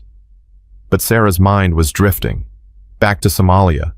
Back to that night 28 years ago when she'd crawled through enemy territory with a dead man on her back, refusing to leave him behind, refusing to quit. Raymond's voice in her memory. "Survive. Show them." Sarah had survived. She'd shown them. For 28 years, she'd proven that gender didn't determine capability. That age brought wisdom. That experience compensated for diminished physical strength. Was that enough? Had she done enough? The helicopter banked hard. Medical personnel were waiting at the field hospital. Sarah could see them through the open door, ready with gurneys and equipment. 10 more minutes. She could last 10 more minutes. Sarah's hand found the pocket where she'd placed Nkomo's radio. Still there, evidence of her bluff. Evidence that psychological warfare sometimes mattered more than firepower. Webb saw her movement. "Don't move, Commander. Save your strength." "Nkomo's radio," Sarah whispered. "Intelligence. Might want it." "We'll get it. Just focus on breathing." Breathing. Right. That seemed important. Sarah counted breaths, focused on the rhythm, in, out, in, out. The helicopter was descending, landing gear deploying, medical personnel rushing forward, hands lifting her, voices shouting medical jargon. Someone was cutting away her tactical vest. Sarah wanted to protest that vest had saved her life a dozen times, but her voice wasn't working anymore. An IV needle in her arm, oxygen mask over her face, the world becoming disjointed fragments. Morrison's face appearing above her, his lips moving. "Thank you." For what Sarah wondered, for getting him shot, for dragging him into an impossible mission. Then she understood. He was thanking her for proving his assumptions wrong, for showing him that capability wasn't about physical profile or gender, for teaching him something his ego hadn't wanted to learn. Sarah wanted to tell him, "You're welcome. You'll be a better operator now. You'll judge people by performance instead of prejudice." But the words wouldn't come. Ortiz next. His young face tight with guilt. "I should have seen the shooter, should have been covering that sector." Not your fault, Sarah thought. Casualties happen. That's combat. Then Webb, gripping her hand like he could physically keep her alive through willpower. "You did it," he said. "Mission complete. Everyone's safe. You did the impossible." Sarah wanted to smile, wanted to tell him that impossible was her specialty, that 30 years of being told she couldn't had taught her exactly how to do the things people said were impossible. Instead, her hand squeezed his weakly. Acknowledgement. Thanks. Goodbye, maybe. The ceiling lights of the medical facility were passing overhead now. Surgery doors opening. Doctors and nurses converging. Someone was saying her blood pressure was dropping. Someone else was calling for more plasma. Sarah's vision tunneled to a pinpoint. All sensation faded, except for Webb's hand still gripping hers. She thought about the training compound, about Bowen's face, about the moment when he'd ordered Torres to punch her teeth out. If she died now, that would be the last public moment of her career. Humiliation, contempt, doubt, no. Sarah fought against the darkness pulling at her, fought to stay conscious, fought to survive one more time, because Raymond Sullivan Jr. had told her to survive. And she'd been honoring that command for 28 years, And because dying now meant Bowen won, meant Chen won, meant everyone who'd ever doubted her was validated. And Sarah McKenna refused to give them that victory. The surgery doors closed. Webb's hand slipped from hers. Sarah went under, not knowing if she'd ever wake up. But in her last moment of consciousness, she thought, I completed the mission. I proved them wrong. I survived. If that's where my story ends, at least it ends with success. The darkness took her. But Commander Sarah McKenna, 52 years old, 30 years of service, sole survivor of impossible odds, the woman they said didn't belong, wasn't finished yet. Not by a long shot. Pain dragged Sarah back to consciousness. Not the sharp agony of the initial wound, but a deep grinding ache that radiated through her entire body. She tried to move and discovered restraints across her chest and legs. Panic flared before training kicked in. Medical restraints. Standard protocol for post-operative patients who might thrash and tear their sutures. Easy, Commander. A woman's voice, professional and calm. You're in recovery. You've been out for 16 hours. Don't try to move yet. Sarah's eyes focused slowly. White ceiling, medical equipment, the smell of antiseptic. A nurse was adjusting her IV. My team, Sarah croaked. Her throat felt like sandpaper. All alive. Petty Officer Morrison has a through-and-through leg wound, but he'll be fine. The others are uninjured. They've been waiting outside since you came out of surgery. Relief flooded through Sarah. Mission complete. Team intact. She'd done it. The laptop. Secure. Admiral Holland has it personally. He's been here twice checking on you. The nurse smiled. You're quite popular, Commander. Half the command has called asking about your status. Sarah doubted that. More likely they were calling to see if she'd died so they could start writing the narrative about how female operators were too vulnerable for field work. How bad? Sarah asked. The nurse's expression shifted. The bullet entered your lower back, missed your spine by less than an inch, fragmented against your pelvis. The surgeon removed most of the fragments, but some pieces are too close to major blood vessels to safely extract. You'll carry them for life. Can I walk? Eventually. Physical therapy will take months. Full recovery is estimated at 8 to 12 months. And Commander... The nurse hesitated. Your active duty status is in question. The medical board will evaluate whether you're fit for continued service. There it was. The end Sarah had been expecting. Not dramatic, not heroic. Just a medical evaluation that would quietly push her into retirement. I want to see my team, Sarah said. They've been waiting. I'll send them in. The nurse left. Sarah lay in the hospital bed, staring at the ceiling, processing what came next. The mission was complete, but her career was over. She'd proven she could still operate at the highest level, and it had cost her everything. The door opened. Webb entered first, his face drawn and tired. Morrison followed on crutches, his leg heavily bandaged. Ortiz brought up the rear, carrying what looked like a folder. Commander, Webb said. His voice was rough with emotion. We thought we'd lost you. Takes more than a bullet to kill me, Sarah said, forcing lightness into her tone. Morrison, you good? Clean through and through, ma'am. I'll be running again in 6 weeks. Morrison's expression was different than before. The skepticism was gone, replaced by something closer to respect. Commander, I need to say something. Go ahead. I was wrong about you. About female operators in general. I've spent the past 16 hours thinking about what happened in Mozambique. What you did walking into that compound alone, running a bluff with nothing but psychology and confidence getting us all out alive, that wasn't about physical strength or gender. That was pure tactical genius. And I missed it because I was too busy judging you by metrics that don't actually matter. Sarah felt something shift in her chest. Morrison, you followed orders. You did your job, that's all I asked. You asked us to trust you, Morrison said. And I didn't. Not really. Not until I watched you walk into an impossible situation and somehow make it work. That laptop you recovered, Admiral Holland, says it contains intelligence that would have compromised every female operator in special warfare. You didn't just complete the mission, you saved lives, careers, the future of an entire program. We all completed the mission, Sarah corrected. You three held off pursuers, provided covering fire, got everyone to extraction. That's what teams do. Ortiz stepped forward. Commander, there's something you need to know. About the mission briefing. About why it was volunteer only. Sarah's instincts prickled. What about it? Ortiz opened the folder. After you went into surgery, Admiral Holland debriefed us. He told us things that weren't in the original briefing. Things he thought you'd want kept quiet. Such as, the mission was compromised from the start, Ortiz said quietly. Someone in the chain of command leaked your identity to Nkomo, told him a female SEAL was coming, gave him time to prepare a trap specifically designed to capture you alive and use you as propaganda. Sarah's fingers tightened on the hospital sheets. Holland told you this.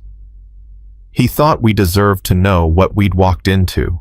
What you'd known we were walking into. Webb's voice was hard. Webb's voice was, you knew it was a setup.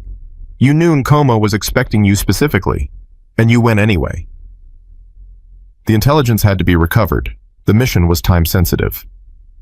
The mission was an assassination attempt disguised as an operation, Webb said. Someone wanted you dead or captured. Someone wanted to prove that female operators were liabilities, and you walked right into it knowing that. Sarah met his eyes. What was I supposed to do? Abort.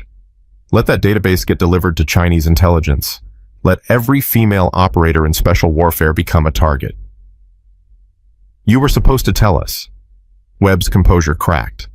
You were supposed to trust your team with the truth instead of running a solo infiltration into a compound full of hostiles who were specifically waiting for you. Would you have let me go if I'd told you? Webb opened his mouth, closed it. No, we would have found another way. There was no other way. The extraction window was closing. Nkomo was about to complete the transfer. I made a tactical decision. You made a suicide decision. Webb's voice rose. You walked into that compound expecting to die. That wasn't tactics, Commander. That was martyrdom. The room fell silent. Sarah could hear medical equipment beeping, could feel her heart rate increasing. Maybe it was, Sarah said quietly. Maybe I was tired of fighting, tired of proving myself, tired of being judged by people like Bowen, who'll never see me as anything but a diversity quota. Maybe walking into that compound knowing I might not walk out felt easier than spending another 30 years fighting the same battles. Morrison's crutches clattered as he shifted position. Commander, but that's not what happened, Sarah continued. I didn't die. I didn't get captured. I completed the mission, recovered the intelligence, and got my team out alive. Whatever my motivations were, the result was success. That's what matters. The result, Ortiz said, is that you're in a hospital bed with bullet fragments in your pelvis and your career is probably over. Meanwhile, the person who set you up is still out there, still in the chain of command, still in position to do this to someone else. Sarah's blood went cold. What are you saying? Ortiz pulled documents from the folder. After Holland debriefed us, I started digging. Called in favors with intelligence analysts I know. The leak to Nkomo wasn't random. Someone with access to classified operational planning gave him your identity, your typical tactics, and the probable timing of the mission. And I found out who. He laid a document on Sarah's hospital bed. She picked it up with trembling hands. The name at the top made her stomach drop. Lieutenant Commander Derek Bowen. No, Sarah whispered. That's not possible. It's possible, Ortiz said. Bowen has connections to defense contractors who work with African governments. He made 3 encrypted calls to a number that traces back to an intermediary who's known to work for Nkomo. The timing matches perfectly right after you accepted the Mozambique assignment. Sarah's mind raced. Bowen had humiliated her at the training compound, then sent her into a trap designed to prove she was incompetent. If she died, he would have been vindicated. If she'd been captured, the propaganda would have destroyed the credibility of female operators for a generation. Does Holland know? Sarah asked. He knows, Webb said. He's been gathering evidence for the past 12 hours, but there's a problem. Bowen's connected. He's got sponsors at the Pentagon, flag officers who see him as the future of naval special warfare. Holland can't move against him without rock-solid proof that will survive political pushback. The calls aren't enough. The calls are circumstantial. Bowen's lawyers would argue he was conducting legitimate liaison work. We need something definitive, something that proves intent. Sarah lay back against her pillow. Pain was making it hard to think clearly. Where's Bowen now? Still at Coronado. Holland put him on administrative duties pending investigation, but that's all he could do without tipping his hand. So Bowen's still free, still in uniform, still in position to sabotage other operations. Sarah felt rage building beneath the pain medication. And I'm in a hospital bed, unable to do anything about it. You've done enough, Webb said gently. You completed an impossible mission. You recovered critical intelligence. You survived a setup designed to kill you. Now let Holland handle Bowen. Holland's been handling things through official channels for 30 years, Sarah said. How's that working out? How many more female operators have to prove themselves before the system stops treating us as experiments? How many more traps do we have to survive? The door opened. Master Chief Sullivan entered, his weathered face grave. He took one look at the assembled team and the documents on Sarah's bed. You told her, Sullivan said. She deserved to know, Ortiz replied. Sullivan moved to Sarah's bedside. How are you feeling? Like I got shot. Master Chief, how's it look like I'm feeling? Fair point. Sullivan pulled up a chair. I need to tell you something. About your brother. About Raymond. Sarah's breath caught. Sullivan never talked about his brother. Never. The operation that killed Raymond wasn't random either, Sullivan said quietly. I've spent 28 years believing it was bad intelligence, bad luck. But after what happened to you in Mozambique, I started pulling files, digging through classified archives, and I found something. He handed Sarah another document. The Somalia operation was compromised. Someone in the command structure leaked the team's position to hostile forces. The ambush that killed 7 operators and left you as the sole survivor, that was deliberate. That was someone trying to prove that integrated special operations teams were too risky. Sarah felt the world tilt. You're saying Raymond was murdered by someone in our own military. I'm saying the person who leaked that operation was never identified. The investigation was shut down, filed away, classified. Sullivan's voice was hard as iron. And now, 28 years later, someone tried the exact same thing with you, which means either we have a new traitor with the same agenda, or the original traitor is still active. Bowen's only 38, Webb said. He would have been 10 years old in 1997. Bowen's not the mastermind, Sullivan said. He's a tool. Someone's using him. Someone with enough rank and influence to access classified operational planning. Someone who's been trying to sabotage female integration for decades. Sarah's mind was reeling. Who? I don't know yet, but Holland and I are working on it. And Sarah, Sullivan's expression softened. I need you to understand something. Raymond's death wasn't your fault. You survived because you're exceptional, not because you failed him. And whoever set up that ambush, whoever's been trying to destroy your career, they're scared of you. Scared of what you represent. That's why they keep trying to eliminate you. Sarah felt tears burning behind her eyes and forced them back. Master Chief, I'm done. My career is over. The medical board will retire me. Whoever's behind this won. They didn't kill me, but they ended me. Same result. Is it? Sullivan asked. Because from where I'm sitting, you just completed an impossible mission, recovered critical intelligence, and survived an assassination attempt.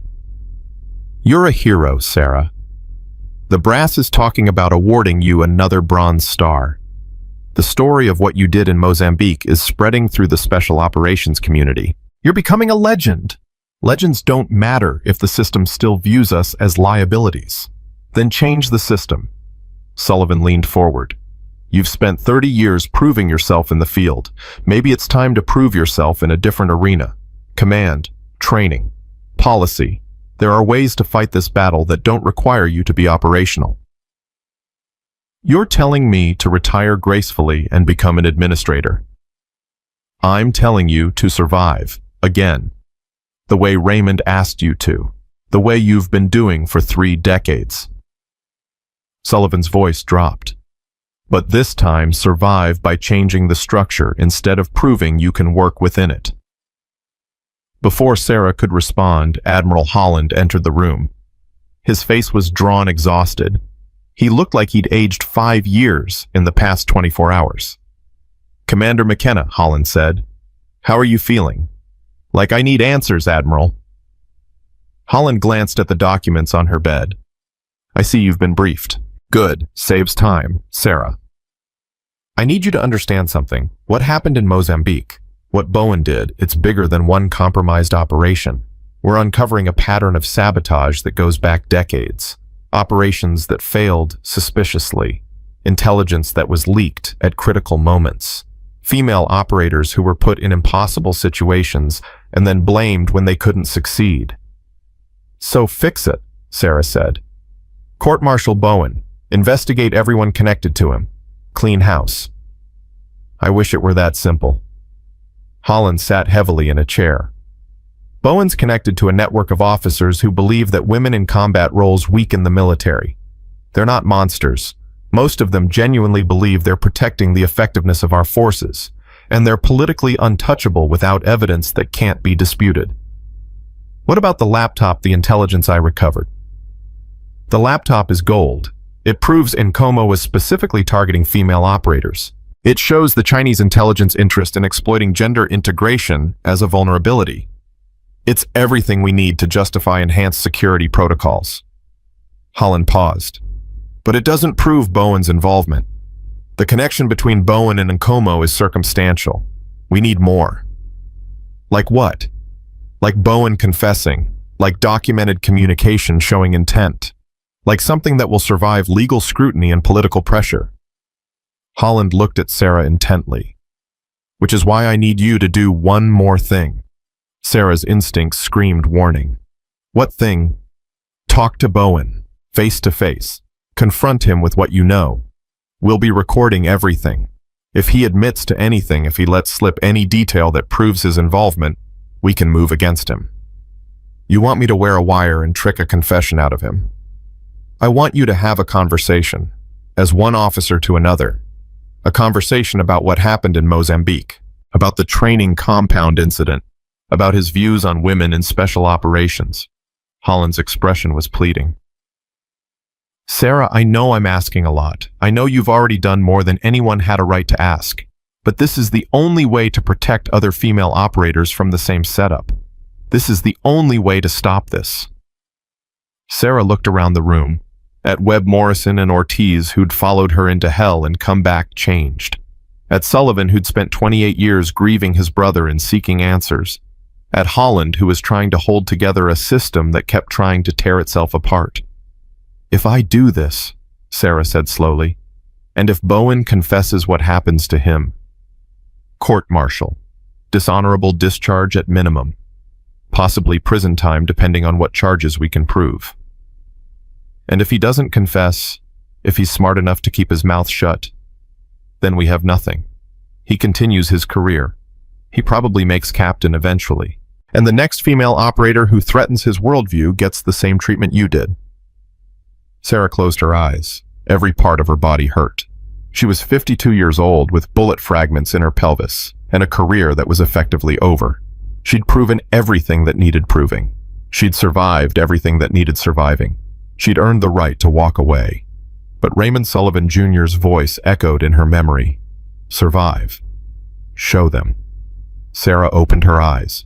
When Holland let out a breath he'd been holding. "Tomorrow, as soon as you're cleared to leave the hospital, we'll set it up in a conference room at the command. Officially, it's a debriefing about the Mozambique operation. Unofficially, it's your chance to get justice." Admiral Webb said, "Commander McKenna just got out of surgery. She can barely move. You can't ask her to—" "He's not asking," Sarah interrupted. "And I'm saying yes. Because if I don't do this, someone else ends up in this hospital bed. Or worse.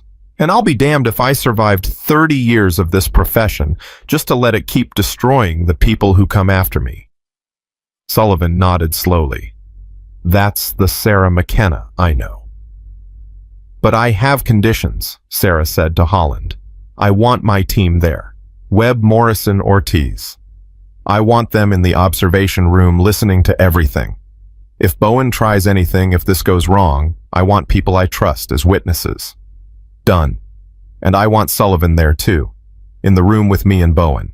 Bowen respects rank and legacy. If Sullivan's there, he might let his guard down, might say something he wouldn't say to me alone. Also done. Holland stood. Sarah, I know this is asking everything of you, but you're the only one who can do this. You're the only one Bowen targeted directly. You're the only one who can make him believe this is just a conversation between operators. It's not just a conversation, Sarah said. It's a trap. The same kind of trap he set for me in Mozambique. Seems fitting. Holland almost smiled. Poetic justice. Justice is all I'm after, Admiral. Bowen took 30 years of my service and tried to turn it into evidence of failure. Tried to make my survival look like incompetence. Tried to use me as proof that women don't belong in uniform. Sarah's voice hardened. Tomorrow I'm going to make him admit what he did. And then I'm going to watch his career end the way he tried to end mine. Not with glory, not with honor, just with the quiet, brutal reality of consequences. The room was silent. Then Morrison spoke up. Commander, we'll be there. Whatever you need, we've got your back. Same, Ortiz said. Webb nodded. You walked into hell for us. We'll walk into a conference room for you. Easiest mission ever. Sarah felt gratitude swell in her chest. These three men who'd started the mission skeptical of her capabilities were now volunteering to support her in what might be the hardest fight of her career. Thank you, she said simply. Holland moved toward the door. Get some rest, Commander. Tomorrow's going to be difficult, but it's also going to be righteous. And after 30 years of fighting, you've earned some righteousness. He left. The team lingered for a few more minutes, making awkward small talk, clearly not wanting to leave her alone. Finally, Sullivan ushered them out with promises that he'd stay as long as Sarah needed. When they were alone, Sullivan pulled his chair closer to Sarah's bed. You don't have to do this, he said quietly. Holland needs it. The system needs it. But you don't owe anyone anything more. I owe Raymond, Sarah said. I owe everyone who died proving that women could serve. I owe the operators who come after me. And I owe myself. Because if I walk away now, Bowen wins. Not legally. Not officially, but psychologically. He gets to keep believing he was right about me. And proving him wrong matters. More than you know. Sarah looked at Sullivan. Master Chief, I've spent 30 years being doubted, being tested, being forced to prove over and over that I deserve to wear this uniform. And I've never complained, never protested, just kept my head down and did the work. But this what Bowen did, this crossed a line. He didn't just doubt me, he tried to kill me, and if I don't stop him, he'll try to kill someone else. Sullivan was quiet for a long moment.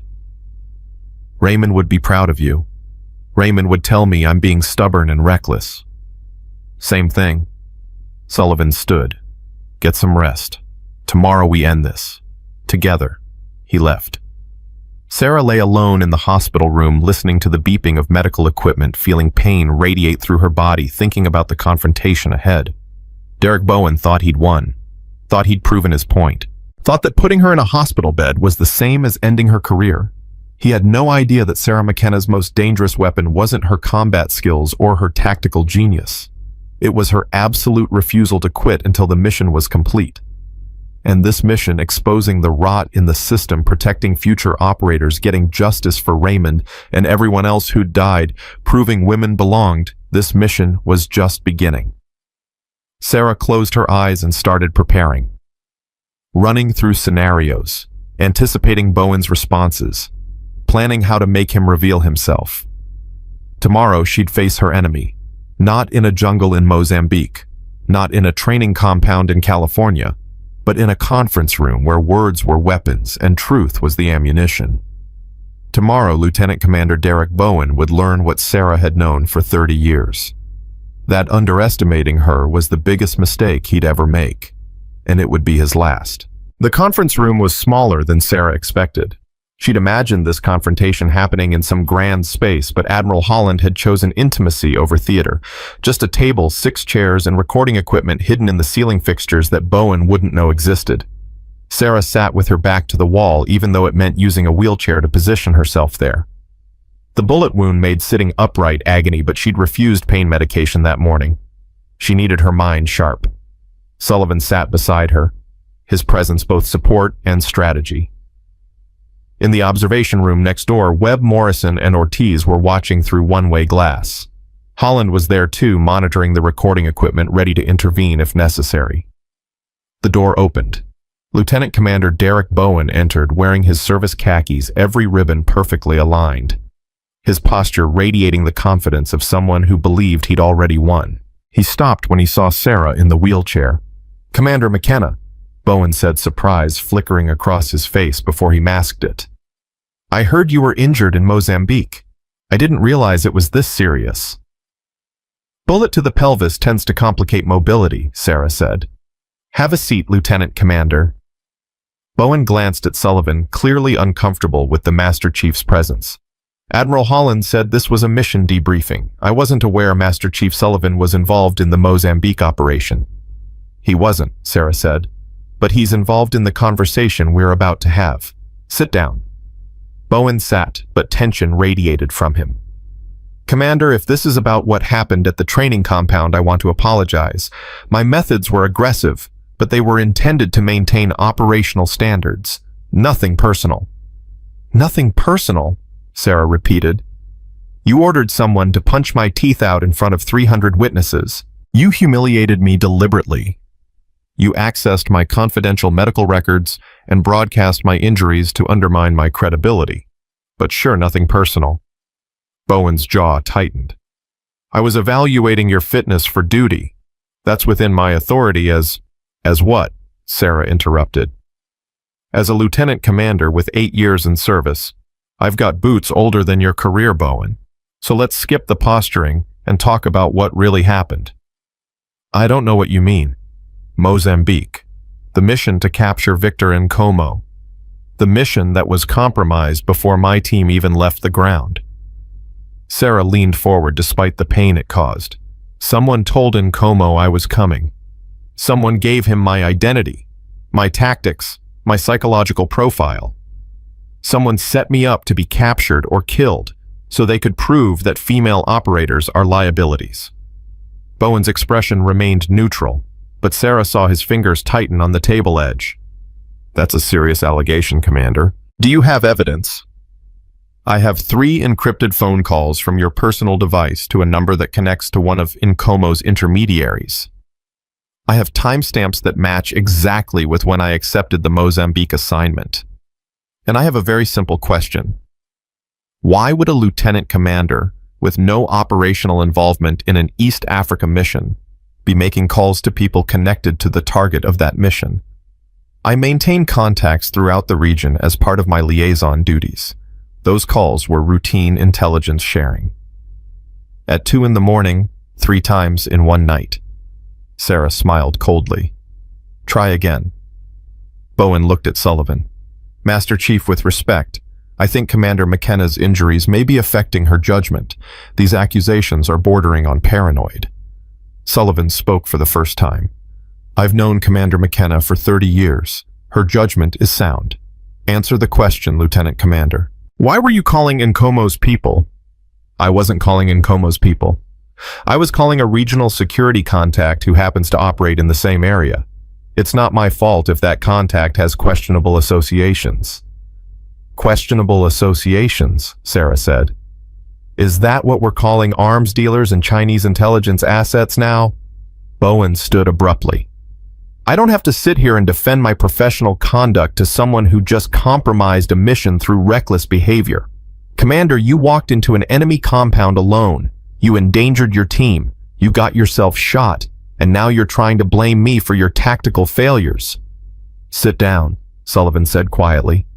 The command in his voice was absolute. Bowen sat. "Here's what I think happened," Sarah said.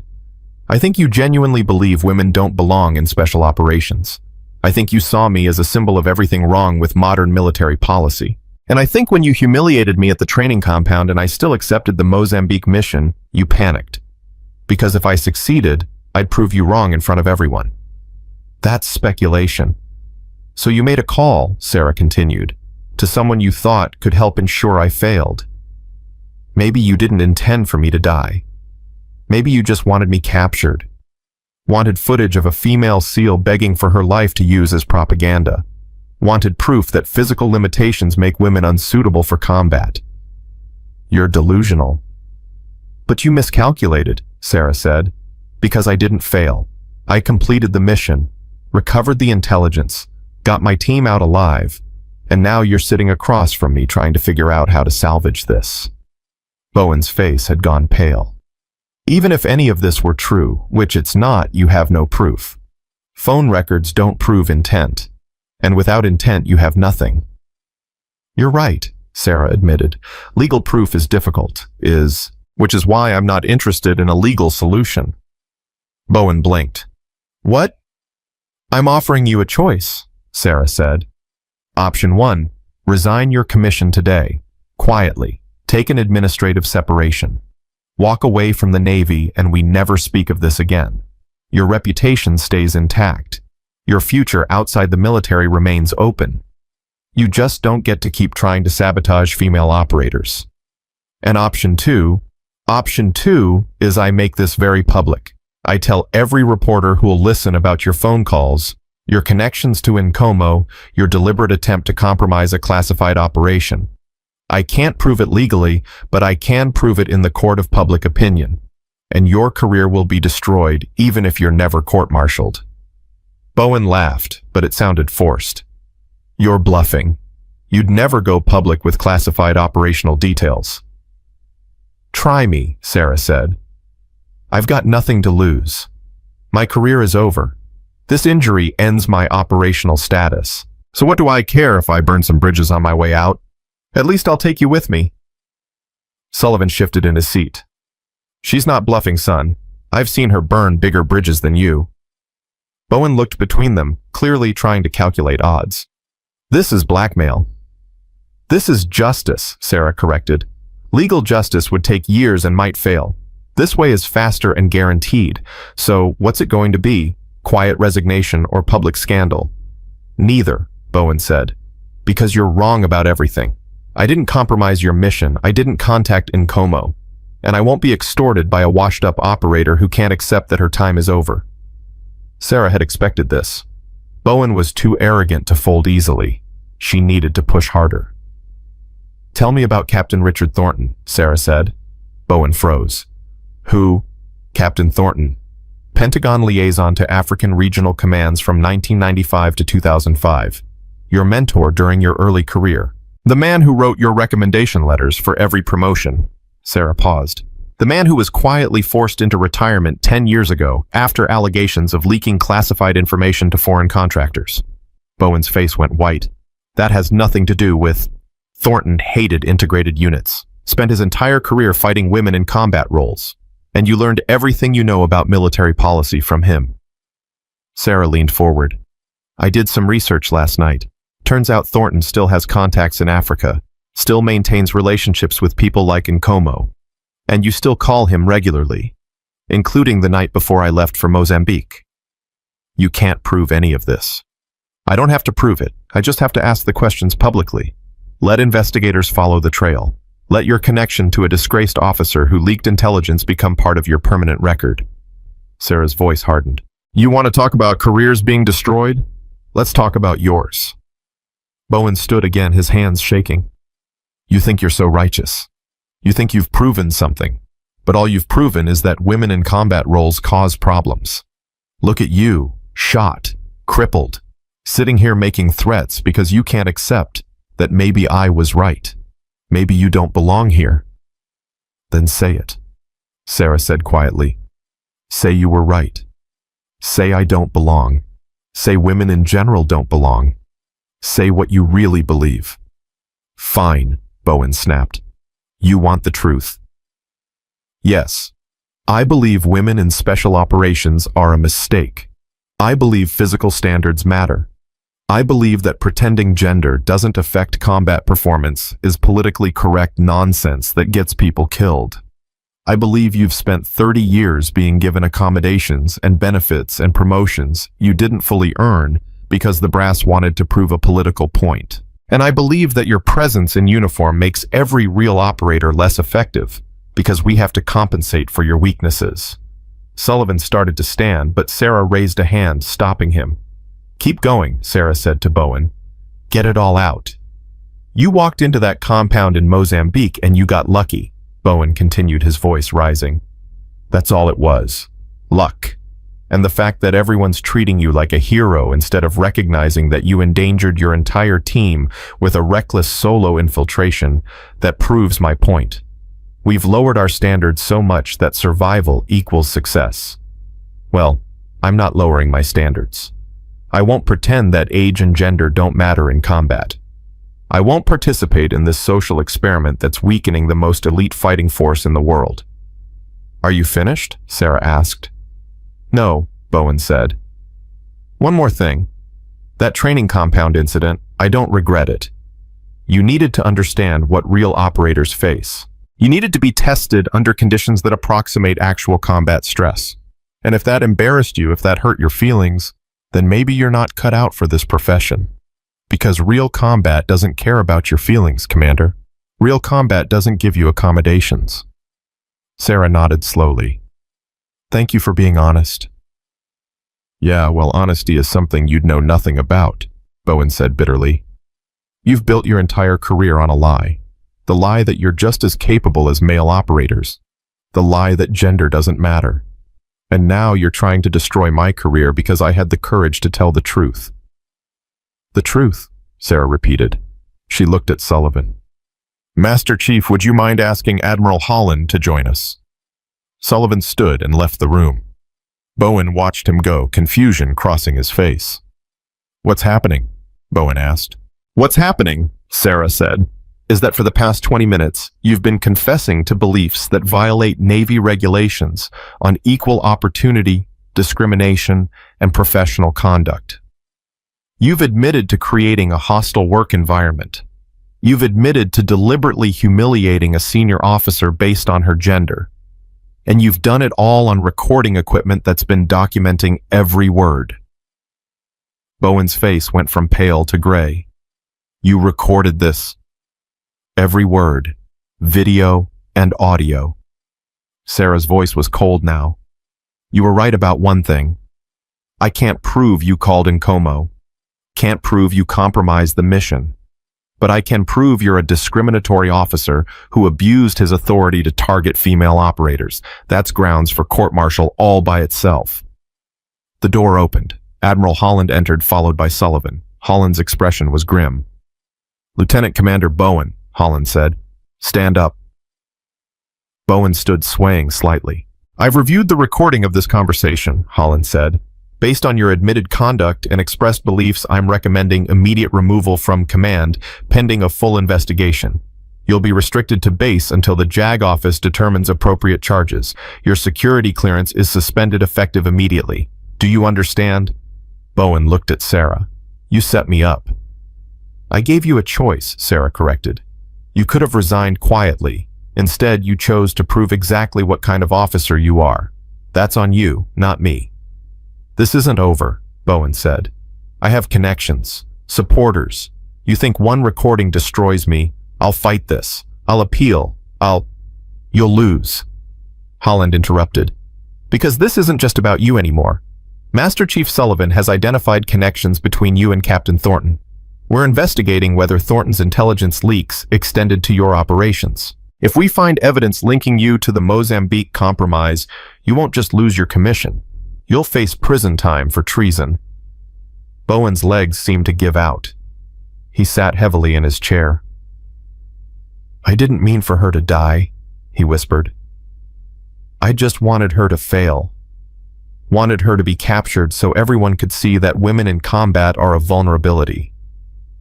I didn't think Nkomo would actually hurt her. I thought he'd just hold her for propaganda purposes and then negotiate a release. The room went silent. Sarah felt ice in her veins. He'd actually said it. Actually admitted to compromising the mission. Holland's face was stone. Lieutenant Commander Derek Bowen, you are under arrest for unauthorized disclosure of classified information and conspiracy to endanger American personnel. You have the right to remain silent. 2 military police officers entered and took Bowen by the arms. He didn't resist, just stared at Sarah with an expression of betrayal. You destroyed my career, he said. No, Sarah replied. You destroyed your own career the moment you decided that your prejudices mattered more than the lives of your fellow operators. I just made sure there were consequences. They led Bowen away. The door closed behind them. Sarah sat in her wheelchair, suddenly exhausted. The adrenaline that had sustained her through the confrontation was fading, leaving only pain and a strange emptiness. You did it, Holland said quietly. You got him to confess. I gave him enough rope to hang himself, Sarah corrected. He did the rest. Sullivan moved to her wheelchair. How are you holding up? Hurting, tired, wondering if this was worth it. It was worth it, Holland said. Sarah, what you just did, exposing Bowen, protecting future operators, getting justice for everyone he's targeted, that matters more than any single mission. You've changed the trajectory of this command. Have I? Sarah looked up at him.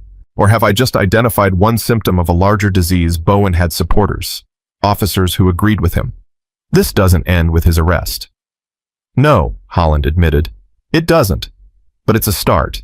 And it's a message to everyone in the chain of command that discrimination and sabotage will have consequences. The door opened again. Webb, Morrison, and Ortiz entered, their faces showing a mixture of shock and satisfaction. Commander Webb said, "That was the most brutal takedown I've ever witnessed. You just destroyed that man with nothing but questions and patience." He destroyed himself, Sarah said. I just asked the right questions. Morrison moved closer. Ma'am, for what it's worth, watching you operate these past 48 hours in Mozambique, and now here you've taught me more about what it means to be an operator than my entire career up to this point. It's not about being the strongest or the fastest. It's about being the smartest and the most committed. And you're both. Sarah felt unexpected emotion welling up. Thank you, Petty Officer. Ortiz spoke up. What happens now? With you, I mean. The medical board, your career. Honestly, I don't know, Sarah said. The injury is serious. I might not be cleared for operational duty again, but I'm starting to think that might be okay. That there are other ways to serve, other battles to fight. Like command, Holland suggested. Like training, like policy development. Sarah, I want you to consider taking a position at the Naval Special Warfare Development Group. We need experienced operators who understand both the tactical and the political aspects of this profession. Who can train the next generation, not just in combat skills, but in how to navigate a system that's still figuring out what equality actually means. Sarah considered it. That would mean giving up operational status. It would mean accepting that your value extends beyond fieldwork, Holland corrected. That 30 years of experience is too valuable to waste, that you have knowledge and skills that need to be passed on. Sarah thought about Raymond Sullivan Jr., about his last words. Survive. Show them. She'd survived. For 30 years, she'd survived and proven herself and fought battles nobody should have had to fight. Maybe it was time to help others survive too. I'll think about it, Sarah said. But first I need to recover, need to heal, need to figure out who I am when I'm not constantly proving myself. Sullivan squeezed her shoulder. Raymond would be proud, not just of the missions you completed, but of the person you've become, the legacy you're building. Sarah felt tears finally break through her defenses. I miss him every day. I know, but he's not really gone. He lives in everything you do, every operator you mentor, every barrier you break, every time you refuse to quit when quitting would be easier. Sullivan's voice was thick with emotion. My brother saved your life, and you've spent 3 decades making sure his sacrifice mattered. That's more than survival. That's purpose. Webb cleared his throat. Commander, the team wanted you to know something. We've been talking, the 3 of us, and we want to request assignment to whatever command you end up in. We want to keep working with you, learning from you. Morrison nodded. You changed how I think about capability, about what makes someone valuable as an operator. I don't want to lose that. Same, Ortiz said. You're the best tactical mind I've ever worked with, and I'm not ready to stop learning. Sarah looked at them, these three men who'd started the mission skeptical and were ending it as believers. You guys know I'm going to be insufferable as an instructor, right? Way harder on you than I was in Mozambique. We're counting on it, Webb said with a smile. Holland moved toward the door. I'll let you all decompress. Sarah, take the time you need to heal. When you're ready, we'll talk about what comes next. But know this, you've earned the right to choose your own path now. Whatever you decide, you'll have my full support. He left. Sullivan followed, leaving Sarah alone with her team. So, Morrison said, what now? Now. Sarah looked down at her wheelchair at the bandages visible beneath her uniform. Now I do what I've always done. I keep going. I heal. I adapt. I survive. And then, Webb asked. And then I figure out how to make sure other operators don't have to fight the same battles I did. How to make sure the doors I kicked open stay open. How to make sure that 30 years from now, some female SEAL candidate doesn't have to prove herself to people like Bowen, because the system has finally evolved past needing proof. She looked up at them. I've spent my entire career being the exception, the outlier, the statistical anomaly that people point to when they want to argue about standards and capabilities. I'm tired of being the exception. I want to be the beginning of something normal, something expected. That's a hell of a mission, Commander, Ortiz said. Yeah, Sarah agreed. It is. Good thing I've got experience with impossible missions. Webb helped her wheelchair toward the door. As they left the conference room, Sarah took one last look at the space where she'd just ended Derek Bowen's career. Not with violence, not with physical dominance, but with the same weapon she'd been using for 30 years, intelligence, patience, and the absolute refusal to be underestimated. They moved through the corridors of Naval Special Warfare Command. People stopped, stared, whispered. Word had already spread about what had happened in that conference room. About Bowen's confession, about Sarah's tactical brilliance. In the distance, Sarah could see the training compound where Bowen had ordered someone to punch her teeth out. That felt like years ago now, not days. She wondered what the young operators training there would remember about this moment, would remember about her, hoped they'd remember that strength came in forms beyond physical power. That survival sometimes meant outsmarting your enemies rather than overpowering them. That the hardest battles weren't always fought with weapons. They reached the medical wing.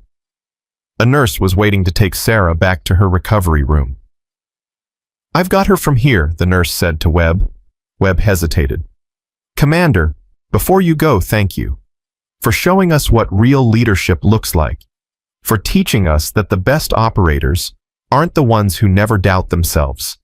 They're the ones who doubt themselves constantly, but keep moving forward anyway. Sarah smiled. That's the most honest thing anyone said to me in years, Chief. It's true, though.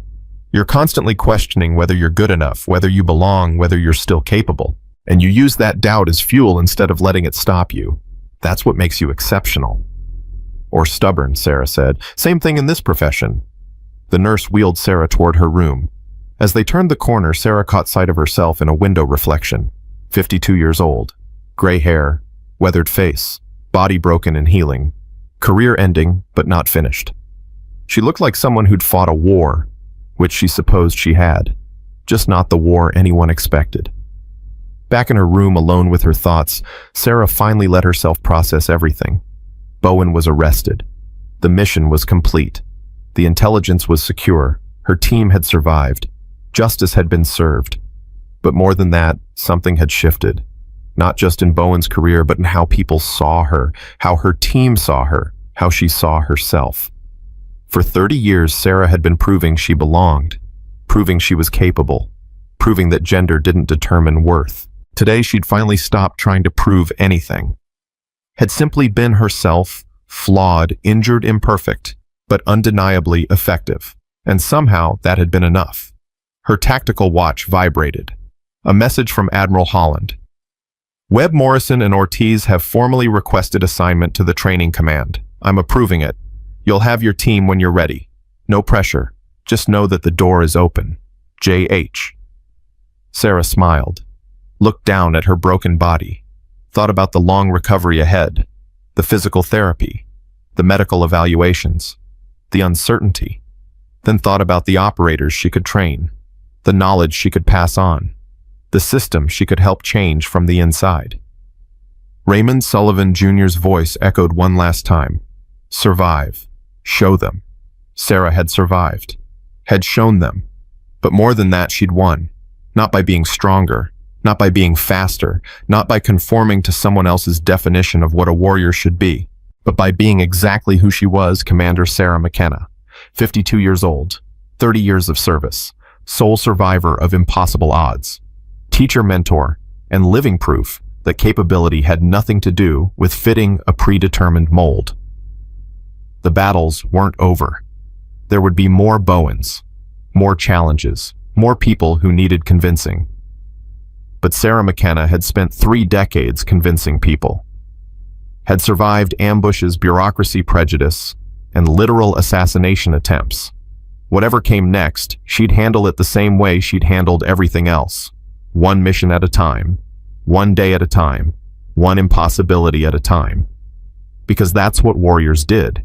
Not the warriors in movies or recruiting posters, but the real ones. The ones who kept going when everything hurt and everyone doubted and the mission seemed impossible. The ones who survived not because they were invincible, but because they refused to accept any other option. Sarah closed her eyes and let herself rest, knowing that when she woke, the next chapter of her war would be waiting. And she'd face it exactly the way she'd faced everything else in her career, with courage, intelligence, and the absolute certainty that underestimating her was the last mistake anyone,